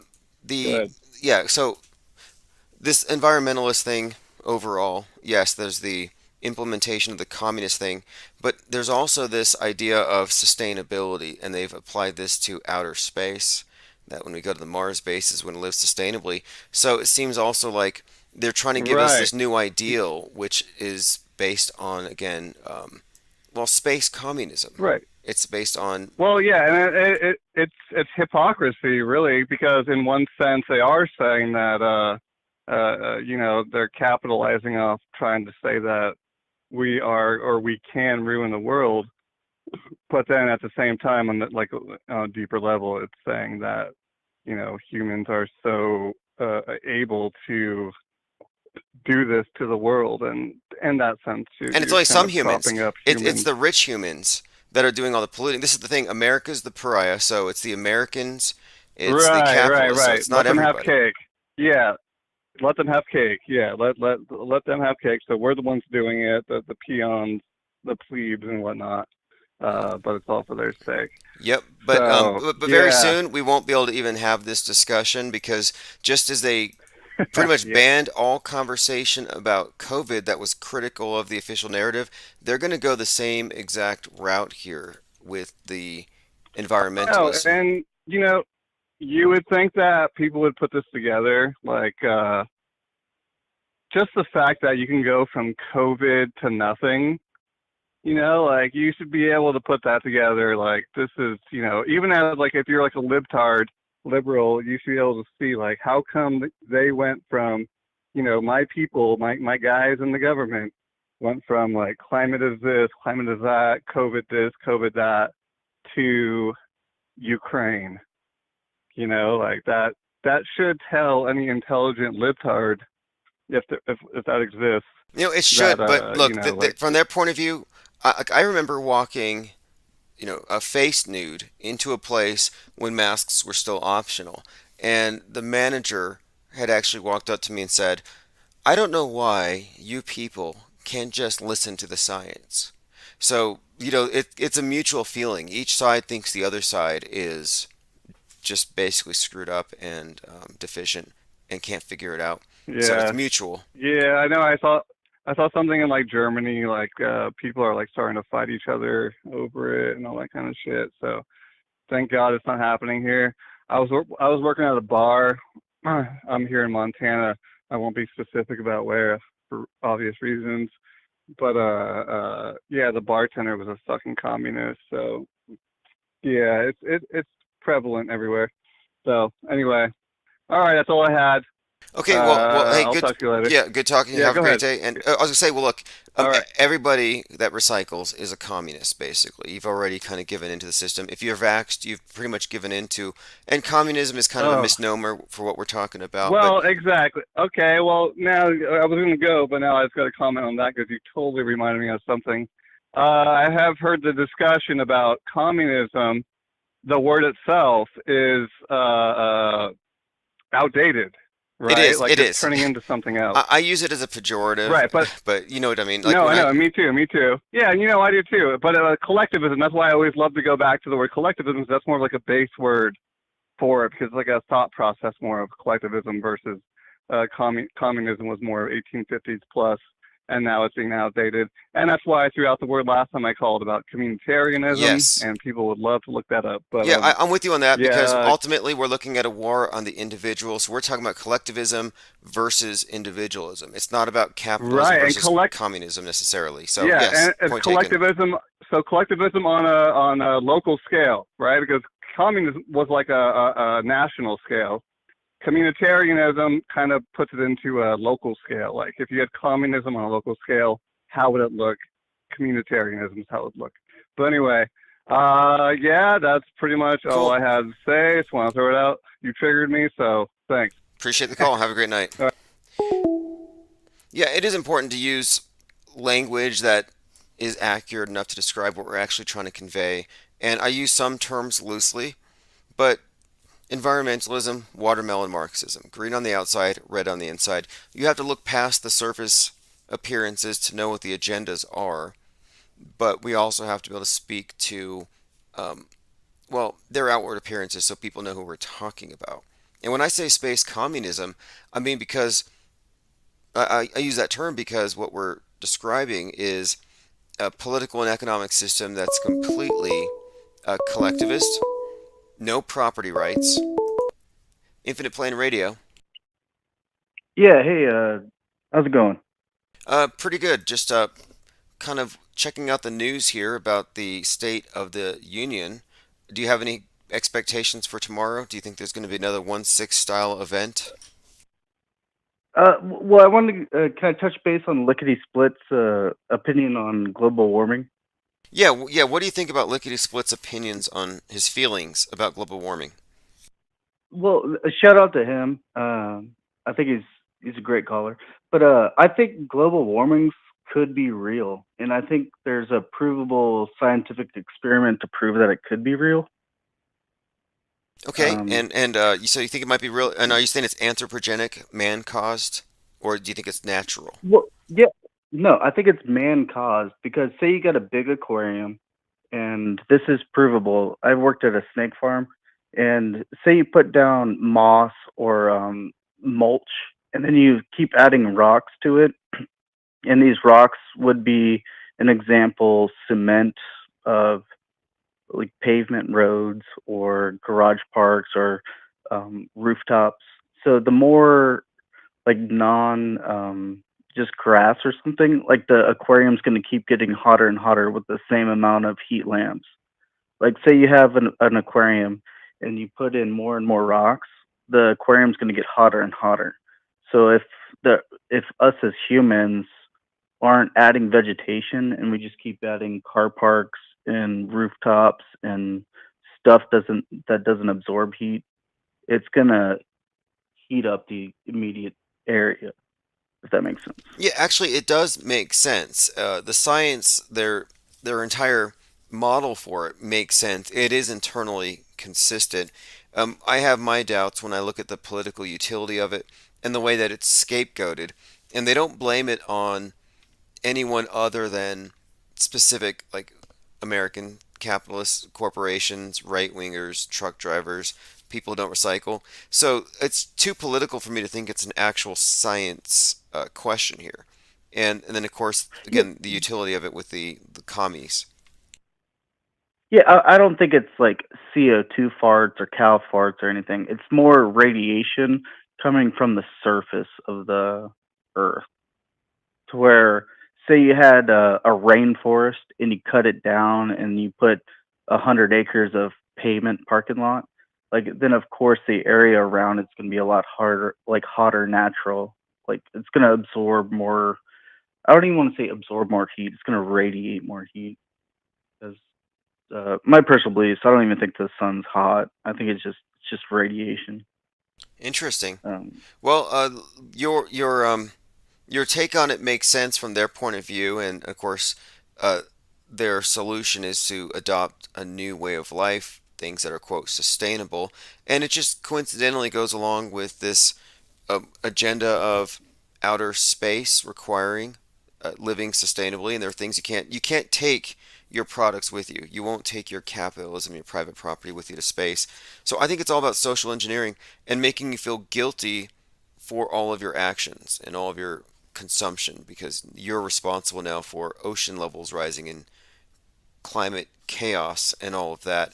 So, um, now anyway, do you think the ocean levels are actually going to rise? Do you think there's anything like that, or do you think it's more mild than that? well, it's like high tide and low tide, so I think they move all the time, don't they? Right, but do you think there's some kind of a new normal where everything's going to get slightly hotter as a new normal? Ocean levels will go higher. Like, because they're suggesting that this is not just incremental, but that it's going to be exponential. That's why they went from global warming to climate chaos. Because, like, again, my opinion is this is just a way to get atheists to fear God. You know, the flood myths. I think they reintroduced the flood myths using science. Yeah, I met my first QAnoner in person today, earlier, and it was kind of funny because he believes that Trump is still in office and he's running everything, and they mocked me because I brought up flat Earth, and so they agreed with me on some stuff, but then like the fact that I brought up flat Earth and that there's no proof of the globe, then they like kind of shut me down. But like I mocked him for I asked him if he enjoyed wrestling, like world wrestling, and then well, I also brought up Marcus Goldfinch, and I was like, why don't you research Marcus Goldfinch and George News and Anonymous Q on YouTube? And he's like, "Ew, if it was one guy or a group of people, they would have to be the smartest white hats like ever to be able to tell the future." Now, how'd you know So they were QAnoners? How could you tell? Were they wearing Qs uh, or? no, he was wearing a Trump a cut off T-shirt. Like he cut the sleeves off his like a T-shirt, and it was a Trump shirt. Okay, sun's out, guns out. I see. Okay, so you Yeah, started. and he had a 1776 tattoo, and then he had a phoenix. Well, he called it an eagle, and I was like, "Are you sure it's not a phoenix?" He's like, "No, it's an Egyptian eagle," and I was like, "Okay."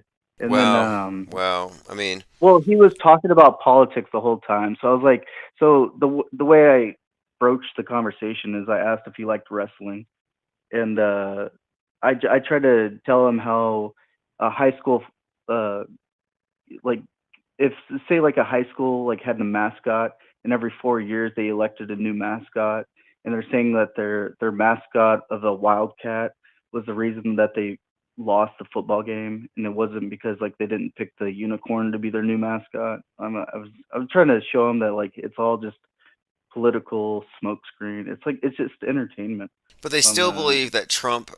So this is what I find interesting about them. They believe that Trump's still president even